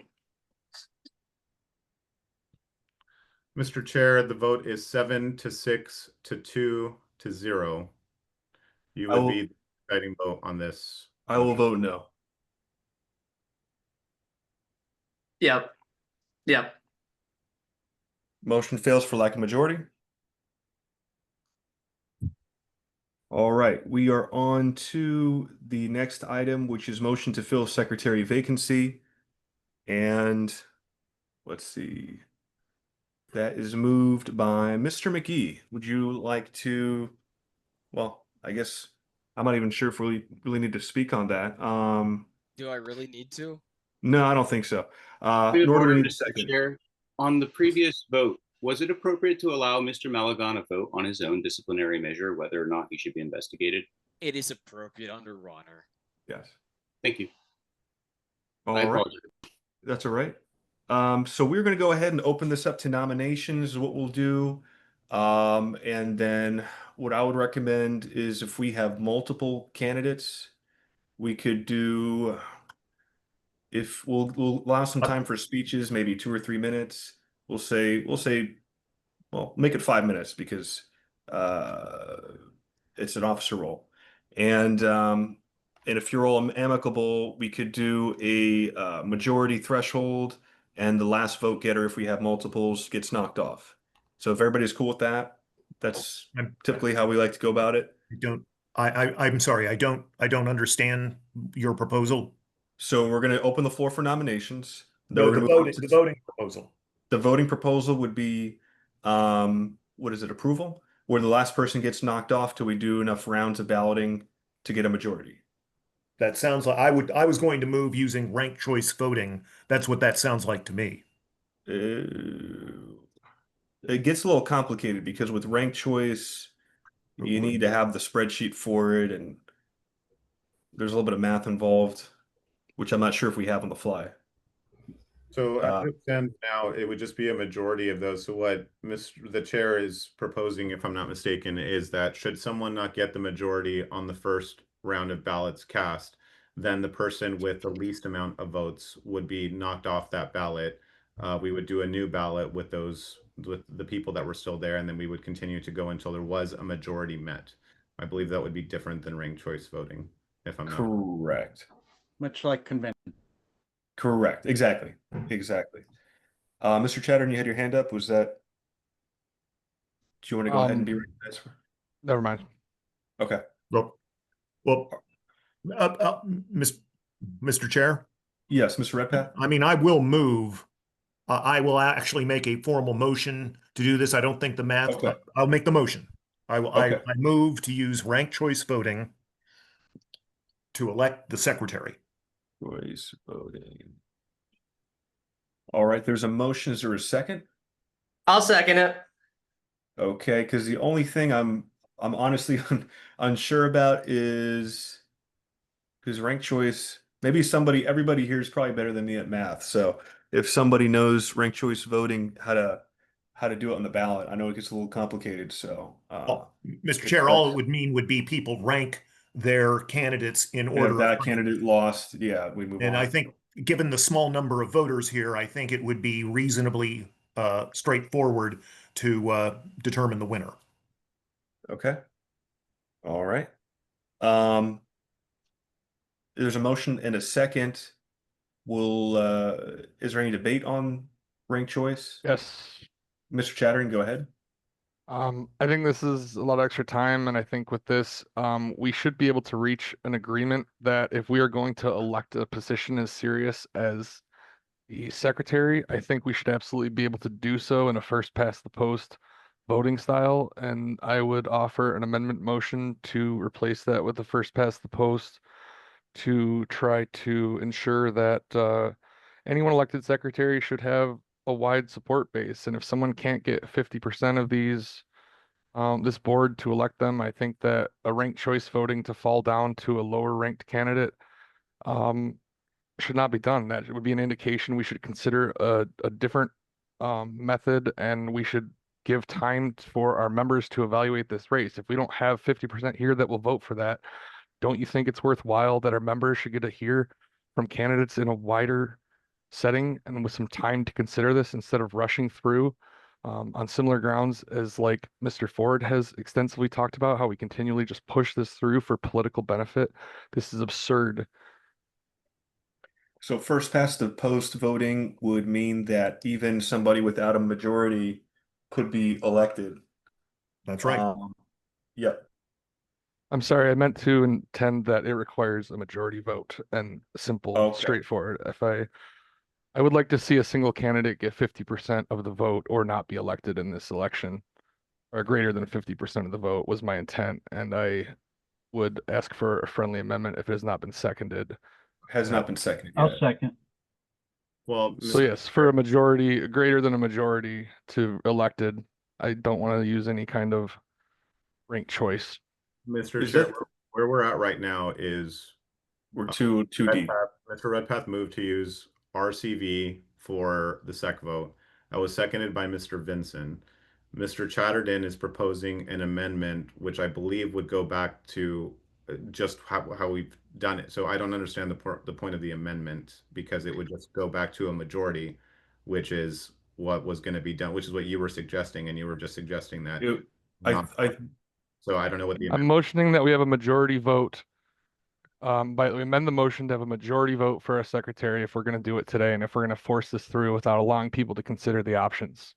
So if that's the case, Mr. Chair, what I would say is there can't be, the amendment is just to do it the way that we were going to do it per your direction.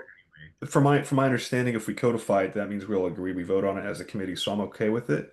But essentially, Mr. Chatterton would be amending the amendments. He'd be amending Mr. Redpath's motion. That would become the main amendment. We'd vote on that. If that gets approved, and that's the official style of voting we'd enter into, which is essentially majority first past the post with elimination, is my understanding. I think first past the post was an incorrect statement on my Okay. behalf, and so I just mean a majority vote to win the election. That's Gotcha. all it is. Okay. All right. Is there, I believe that Mr. Watkins seconded. Is there debate on this amendment of the amendment? I have an Mr. objection to it. Okay, Mr. Thompson, then Mr. Redpath.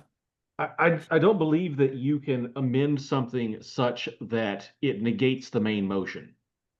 Right. So if this amendment passes, it has the same effect as voting no. I believe that's well. I mean, I don't know about that's correct. So that you would. I guess that's. Well, I guess if that's our default position anyway, I guess was your point, Mr. Mr. Chair, as a point of order, sorry, what it seems to me that Mr. Chatterton is proposing is a substitute motion. Correct. Okay. I think inquiry. How would this be different than like if we had a motion to thank and then we strike the word thank and replace it with censure, right? That would also negate kind of the like intent of the motion, but it would still be germane, is what I understand. How would this differ from that situation, Mr. Chair? I mean, if it passes, then we're basically voting on a voting method that we all agree on as a committee. So it's basically the board approving the voting method. If it passes, then it would substitute Mr. Redpath's motion. Essentially, it's the same thing as a substitute. We would just be voting that, yeah, we're all in alignment that we're going to enter into this voting style. So it would be germane to a motion about voting methodologies to submit to try to switch RCV with majority vote. Correct.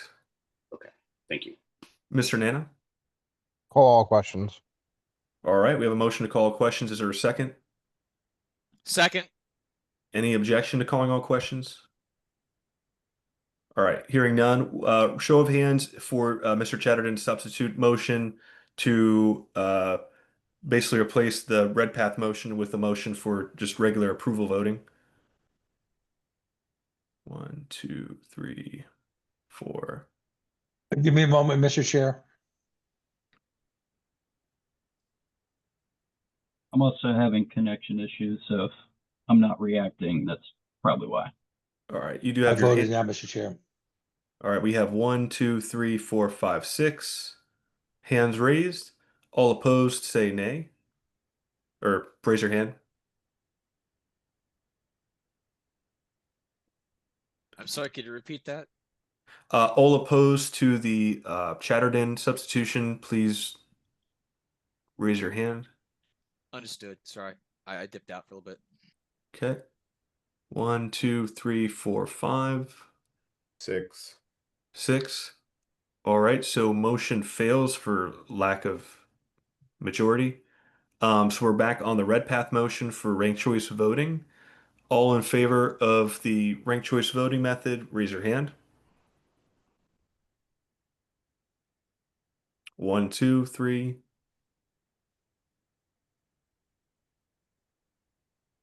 right, all opposed? All right, looks like the noes have it. So that's it. I think we're going to head in as we originally planned. So I will go ahead right now and open the floor up to nominations. I nominate Adrian Malagon. I nominate Evan McMahon. All right, hold on a second. Mr. Malagon, do you accept? I do, Mr. Chair. Thank you. All right, and who rose their hand for Mr. McMahon? It was me, Mr. Chair. Who's speaking? Oh, sorry, Mr. Ma- Austin. Aloha. Gotcha. Mr. McMahon, do you accept?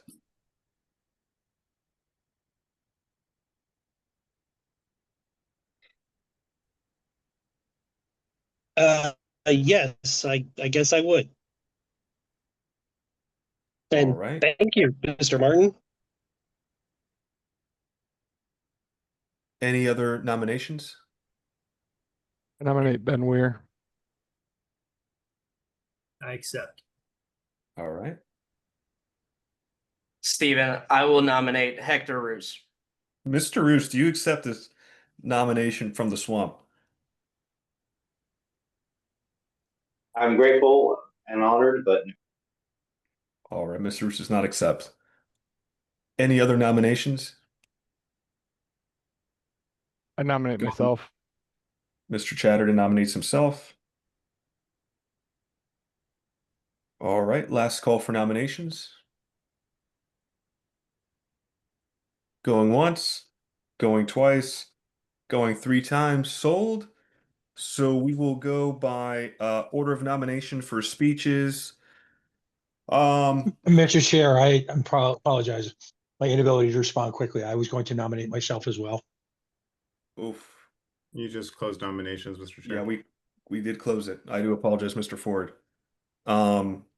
Simply for the point of opposing this whole process. Thank you. I understand. Thank you, Mr. Ford.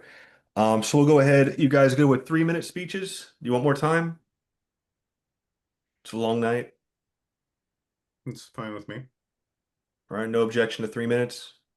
All right, so we'll go ahead and start with Mr. Malagon. Mr. Dar, if you want to put up a timer and just make sure we stay on schedule for tonight. And Mr. Malagon, whenever you're ready.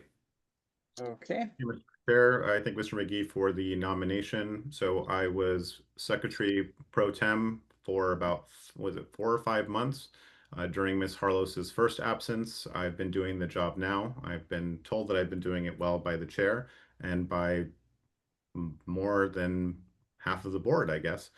So I would like to continue doing it. I think I'm doing a pretty decent job, and I look forward to hopefully working with the chair and continuing this so that we have as little, I guess, difficulty during the transition phase as possible. Thank you all. Thank you, Mr. Malagon. Mr. McMahon. Thank you, Mr. Chair. My name is Evan McMahon. I'm the chairman of the Libertarian Party of Indiana. I've been involved with the Libertarian Party since 2010, grew up in politics, worked a first campaign as a volunteer when I was 6 years old. As a leader in Indiana and a former LNC member back in 2014 as an at-large, I've helped organize our documents and note-taking processes, streamlining it so that our members can see our minutes, see our records, keep track of what the party is doing. I've also proven myself as a parliamentarian leader unofficially. And so, yeah, I'm very thankful for the opportunity to serve. Thank you, Mr. McMahon. Mr. Weir. What's going on? I'm Ben Weir. You guys kind of know me, Region 6 alternate right now, but I'm also the chair for LPNH, the most successful state affiliate in the country. I originally started my LP kind of ventures into helping out by serving as the secretary for LP Sacramento for a couple of terms. I also helped the Northern Area Coordinator for California establish 8 new county affiliates, in which I helped train all of them on how to be a secretary.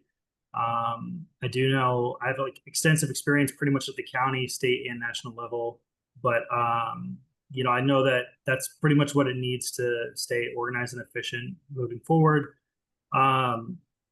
when we launched all those county affiliates, I was able to help them, train up their secretaries, get on the right foot. And I've also, I don't know, I'm pretty organized. I'm very technologically advanced. And, I do believe that the secretary position should be one that is functional, not factional. I think that is the biggest key determination here. Today, obviously, like I said, I serve as the chair of the most successful libertarian affiliate in the country, LPNH. And I do believe that professionalism, discipline, and transparency is really important on the national stage from our LNC. And I look forward to upholding those values if I'm elected. And I believe that, the LNC deserves someone who can focus on the job, not on the drama. And I ask for your support so that I can do exactly that. Thanks. All right. Thank you very much, Mr. Ware. Mr. Chatterton. Yes, I joined this race unexpectedly here. I hopefully can help to ensure that Mr. Maligan is not elected. I believe that both Mr. McMahon and Mr. Weir would make excellent candidates.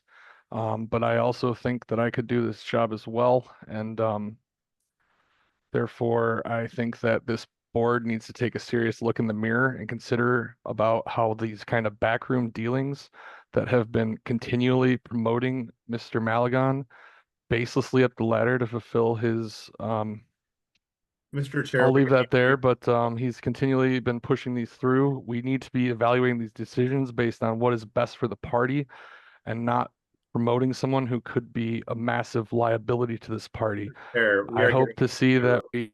Mr. Chair, we're getting into massive derogatory, slander, liability issues here per the ethics. I don't believe I've said anything.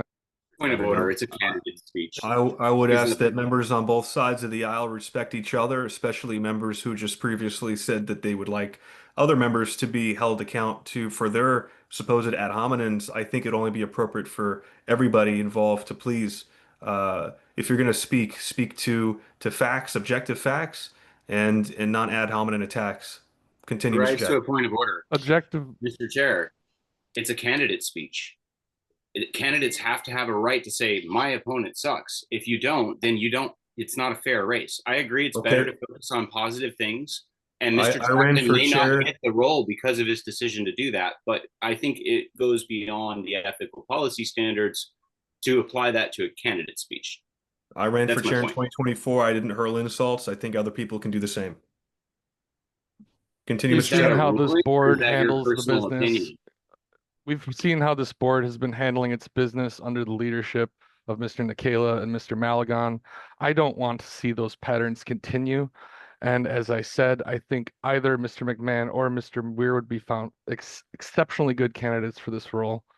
And so I would ask that vote for anyone but Mr. Maligan. Thank you, Mr. Chatterton. And now we will move on to a ballot. Mr. Maligan, please proceed. And point of order, should we not have debate?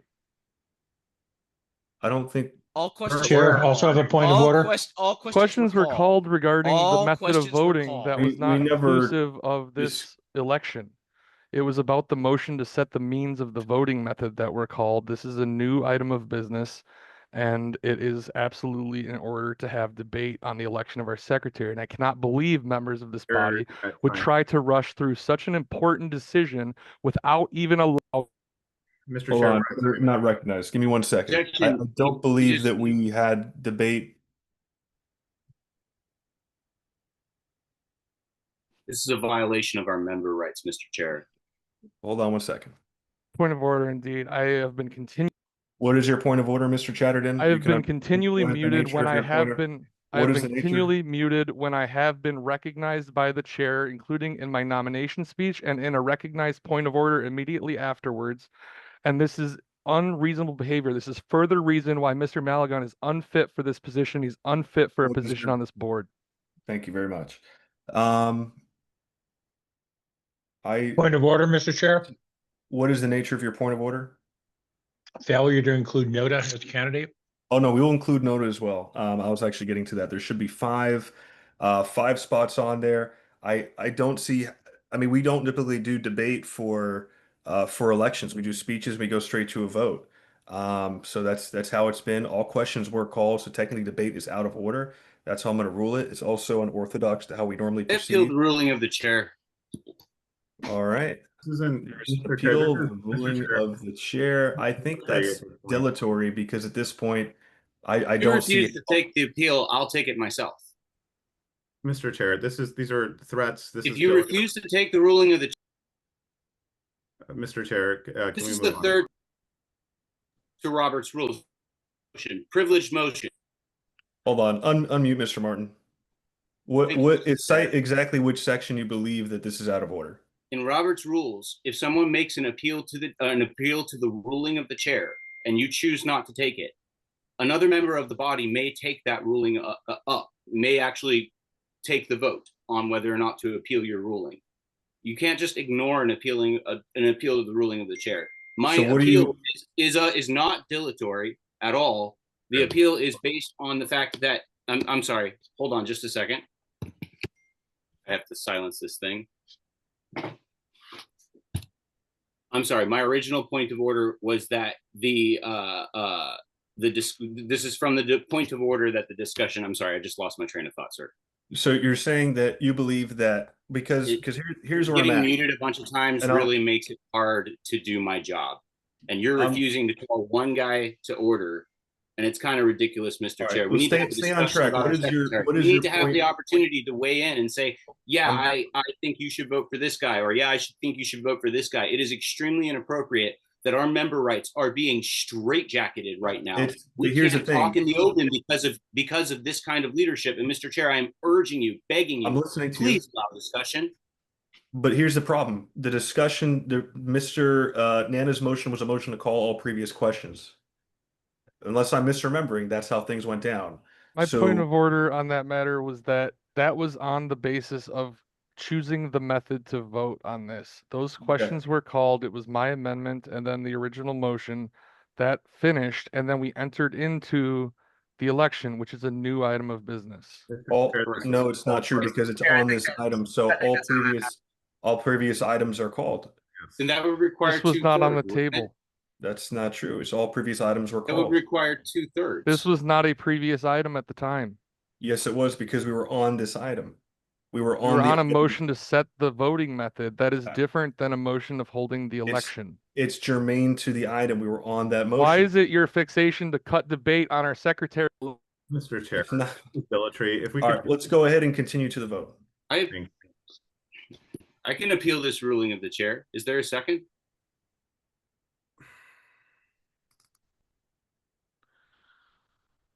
Mr. Bost.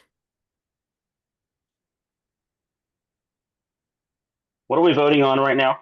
I second Uh, Mr. Martin's okay, so- motion to appeal the ruling for the chair. We are voting on the I would fill. like to hear this motion from the floor. We appeal the ruling of the chair. All right. Mr. Chair, how would you like to proceed? We're going to. Do we have the Well, let him talk. Let him talk. It's fine. I'm putting the Unless motion from the floor to appeal the ruling of the chair. Shall the ruling of the chair be sustained? All those in favor, please say aye. Objection dilatory. Objection dilatory. All right. Well, you The didn't get ruling, enough ayes. yes is a ruling to sustain the ruling, and no is a vote to overturn the ruling. This is I'm absurd. sorry, no. Objection. Mr. Chair, I've muted everyone. Please unmute. This is just absurd. The chair has to take an appeal to the ruling of the chair. That's Mr. Chair, how would you like to proceed? You're muted. We should by the have debate over the election of our secretary. First Mr. off, Chair, let me. First off, Mr. Malagon, I'll direct you to mute members of the board. Mr. Chair, I put Mr. Chatterton and Mr. Martin in the waiting room. I just can't take it anymore. How would you like to proceed? And I'll let them back in for the vote. Let me ask this of members of the body. Is anybody here does anybody here want to overturn my ruling, which is the ruling that all previous questions have been called, which according to Ronner seems pretty cut and dry. But is there anybody else here that believes the same? Yes, I think that Chatterton, wholeheartedly. because I think we got new nominees for secretary afterwards, and it happened after calling all questions. But I think he expressed that numerous times already. But yeah, I feel the same way. Okay, if there's widespread support, then let the members back in and we'll move on to a ballot whether or not to uphold the ruling of the chair. So this would be a ballot on the ruling of the chair The for, ruling of the chair would be that all previous questions were called and that that includes this ballot or includes debate on excuse me, it would include debates on the main motion, which is the motion to appoint. the ruling of the chair. So hold on, let me just get this before I let them back in. I just want to make sure of that so that we have some quiet. Okay, so appeal the ruling of the chair that all previous questions were called. Yep.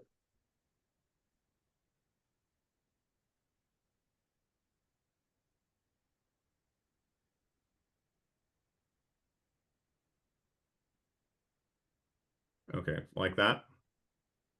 Appeal the ruling of the chair, all previous questions regarding the second item were called, correct. Oh, you know what? Hold on, sorry. I need to, I didn't do a new ballot. I did this wrong. Hold on. So what I want to do actually is, oops.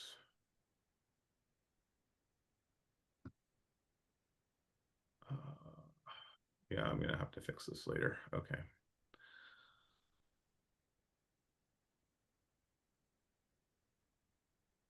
All right, so.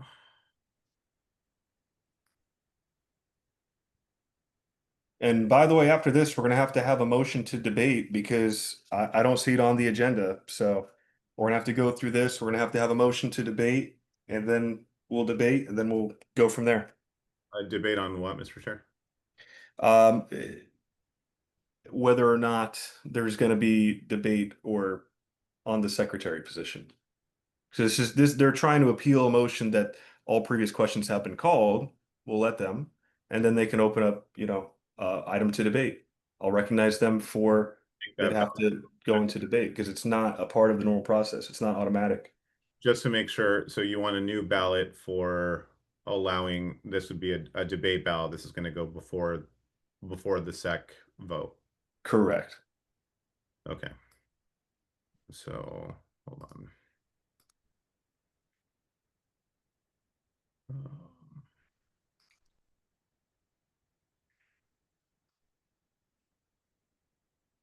Okay, so this is going to be, let me just make sure.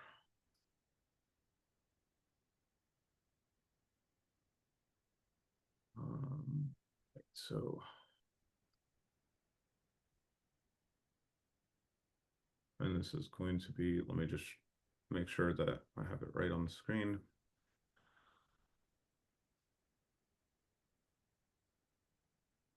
To allow debate on the SEC vote motion. Is that correct?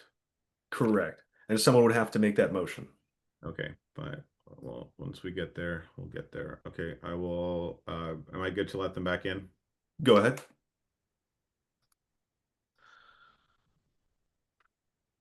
All right, welcome. Not quite. One more second.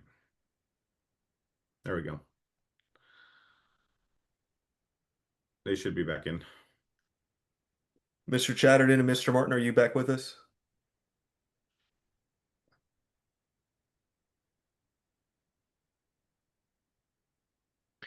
All right, so your colleagues have I have a point of order, Mr. Chair. Your colleagues have indicated interest in moving I have a forward point of order. with the motion to Point of appeal order. here. All right, unmute Mr. Chatterton. It is inappropriate to remove members from a meeting without having a vote of this body. I demand that these actions be called to order, and I will be filing formal complaints on this matter for the violations of my rights as a member of this board. All right, thank you very much, I Mr. also Chatterton. agree. That was out of order, Mr. Chair. There's a process that has to be followed in order to remove people. Otherwise, you violate member rights and risk. Thank you very much, Mr. Martin. This is not debate. Let's go ahead with the vote, and then we'll continue. Okay, cool. So just so that everyone is aware, the vote that is currently on the table is to appeal the ruling of the chair, and appeal the ruling of the chair of all previous questions regarding the SEC item being called. An aye vote means that you uphold the ruling of the chair. We would go, straight into the vote. A nay vote would be to overturn the ruling of the chair. Mr. Bost. I vote no. Mr. Chatterton. Vote no. Mr. Dar. Yes. Mr. Dassing. No. Mr. Ford. No. Ms. Hayes or Ms. Halsey. Yes. Mr. Martin. No to silencing debate.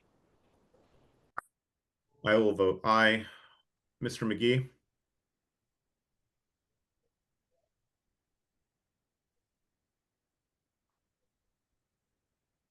I will pass Mr. McGee for now. Mr. Nana.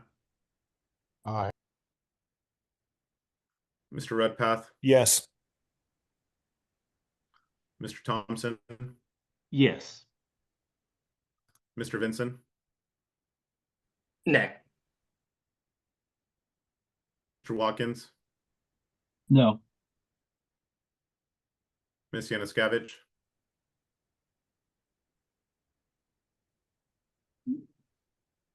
Yes, wait, This is to uphold the ruling of the chair that all previous questions were called.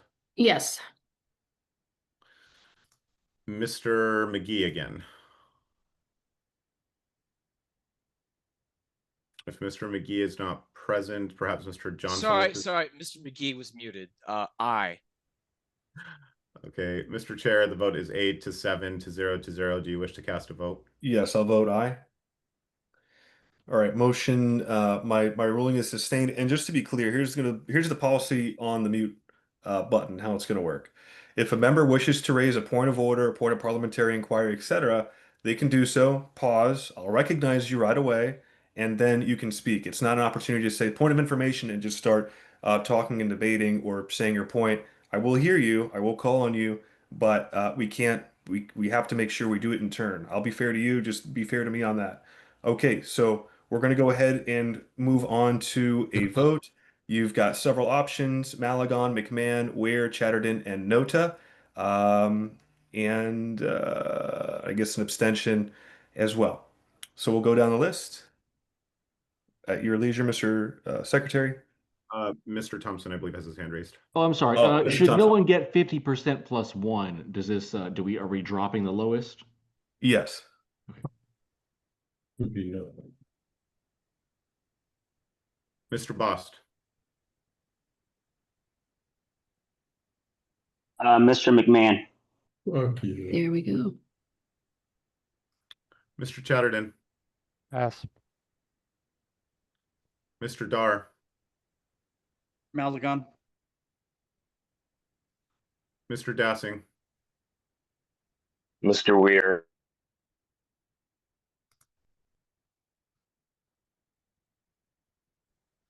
Mr. Ford. Mr. McMahon. Ms. Halsey. No. Sorry, Malagon. Mr. Martin. Man, I think you're the man.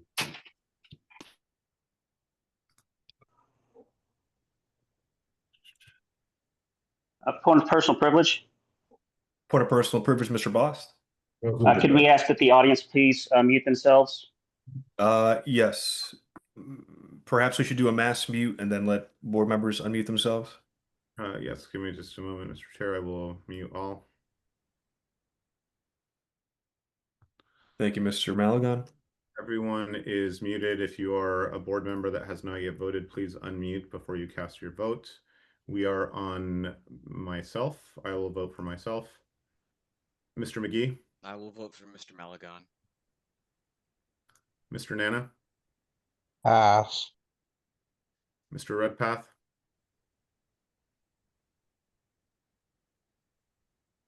you're muted, sir. Sorry, McMahon. Mr. Thompson, Pass. Mr. Vinson, Mr. Weir.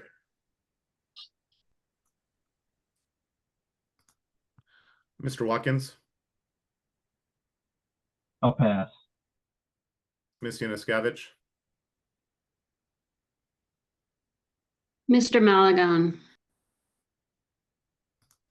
back to Mr. Chatterton,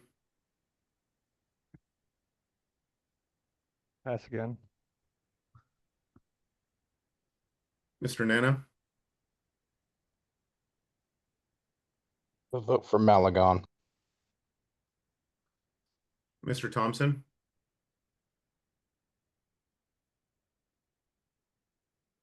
Yeah. Evan. Mr. Watkins,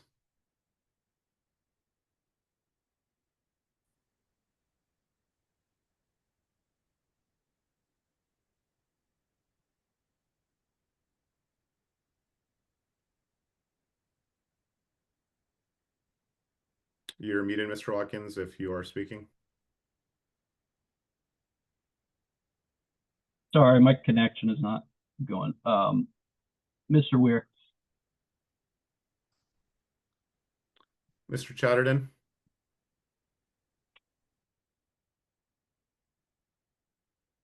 Vote for Mr. McMahon.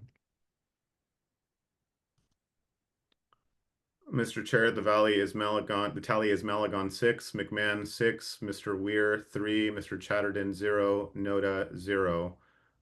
Your vote will not make a difference because no one has a majority. All right, so Mr. Chatterton is eliminated. Mr. Weir, do you wish to stay in the fight? Yes.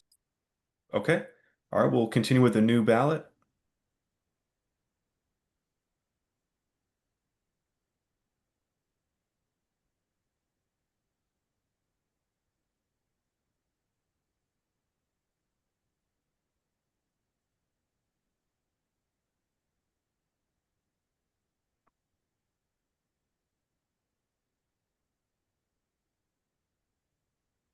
All right, Mr. Bost, McMahon. Mr. Chatterton, Pass. Mr. Dar, Senior Malagon. Mr. Dassing, Ben Weir. Mr. Ford,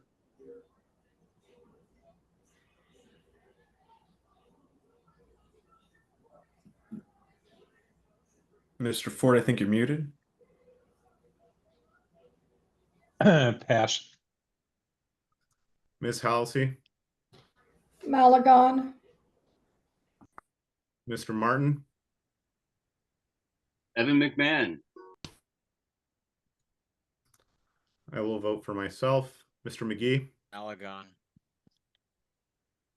Mr. Nana, Malagon. Mr. Redpath, I'll vote for McMahon. Mr. Thompson, I will also vote for McMahon. Mr. Vinson, Mr. Malagon. Mr. Watkins, Pass. Ms. Yanuskevich, Mr. Malagon.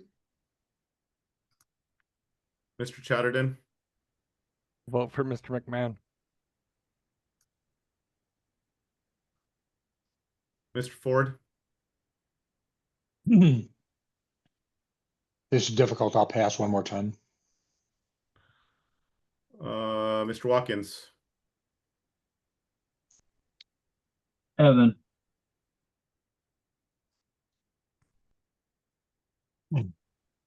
Mr. Ford, Evan. Mr. Chair, the tally is 7 to 7 to 1 to 0 to 0. your vote will not matter. No member has the majority. All right, Mr. Ware is eliminated. We'll move on to a new ballot.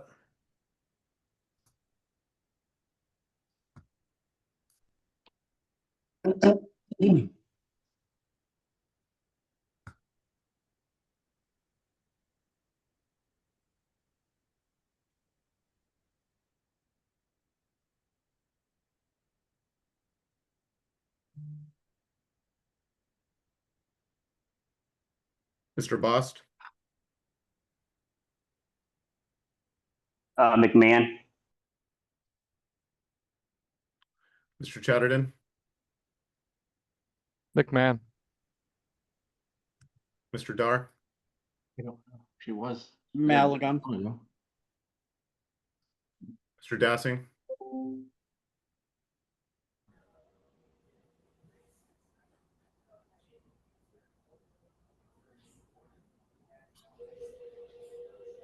Mr. Dassing, you're muted.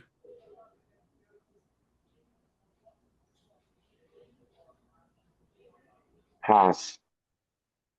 Mr. Ford, McMahon. Ms. Halsey, Maligan. Mr. Martin, Mr. McMahon. I'll vote for myself. Mr. McGee, Malagon. Mr. Nana, Pass. Mr. Redpath, I'll vote for McMahon. Mr. Thompson, Evan. Mr. Vinson, Karen and Harlos. No, I'm joking. I'm gonna go Mr. Malgon. Mr. Watkins, Evan. Ms. Yanuskavich, Mr. Malagon. Mr. Dassing,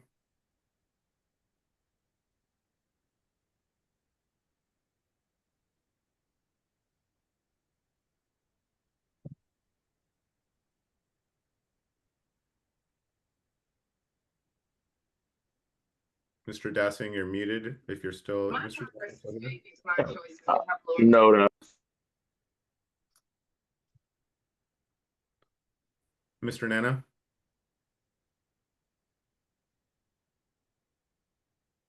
Am I correct in assuming that I guess the chair would have to break a tie? Well, it wouldn't reach majority.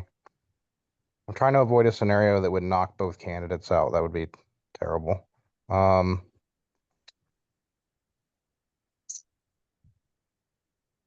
Is Mr. Dassing voted for Noda?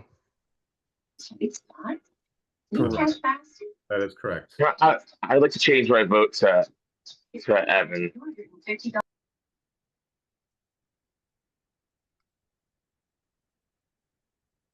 Mr. Nana, McMahon.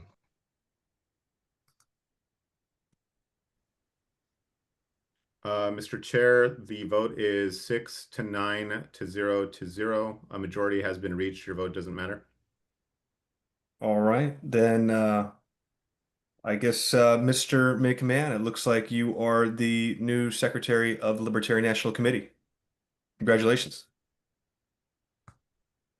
Motion to adjourn. Second. Third. There's a motion to adjourn and an objection. We'll take it to a vote. Mr. Malagon, please set the ballot for an adjournment. One moment.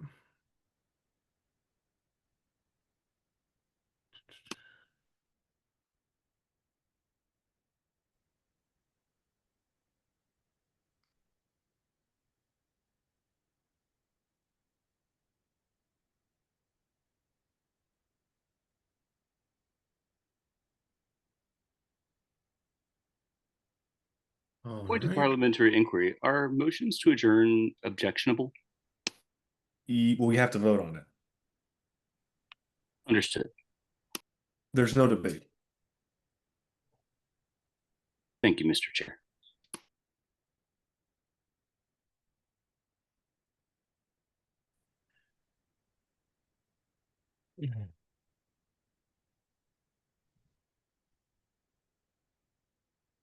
All right, Mr. Bost,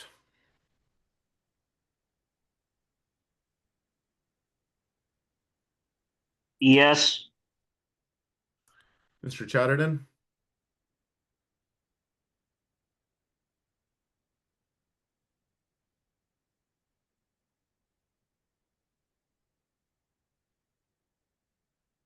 Yes.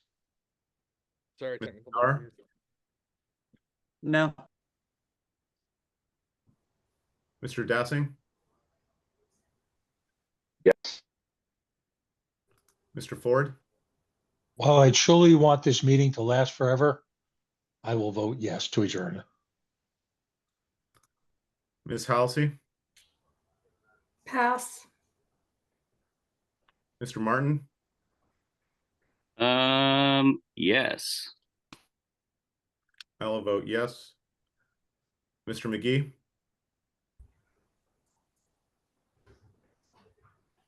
Pass. Mr. Nana,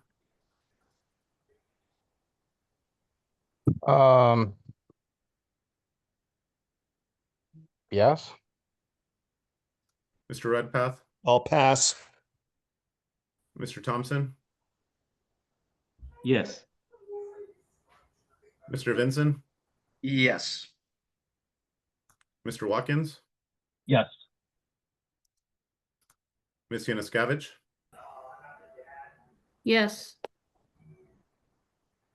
Ms. Halsey, Yep. Mr. McGee, Yes. Mr. Redpath. I'll abstain. Mr. Chair, the vote is 13 to 1 to 1 to 0. Your vote does not make a difference here. All right, we are adjourned at 9:44 p.m. Eastern Standard Time. Enjoy the rest of your weekend, and we'll go from there. Thank you, Mr. Chair. Everybody. Body of Told ya, disgrace. you should have tried negotiating and conversation, Adrian. Why not? Nice. LNC after hours. See y'all later at Real Swampcast. Shout out LPA Lights. Love you guys.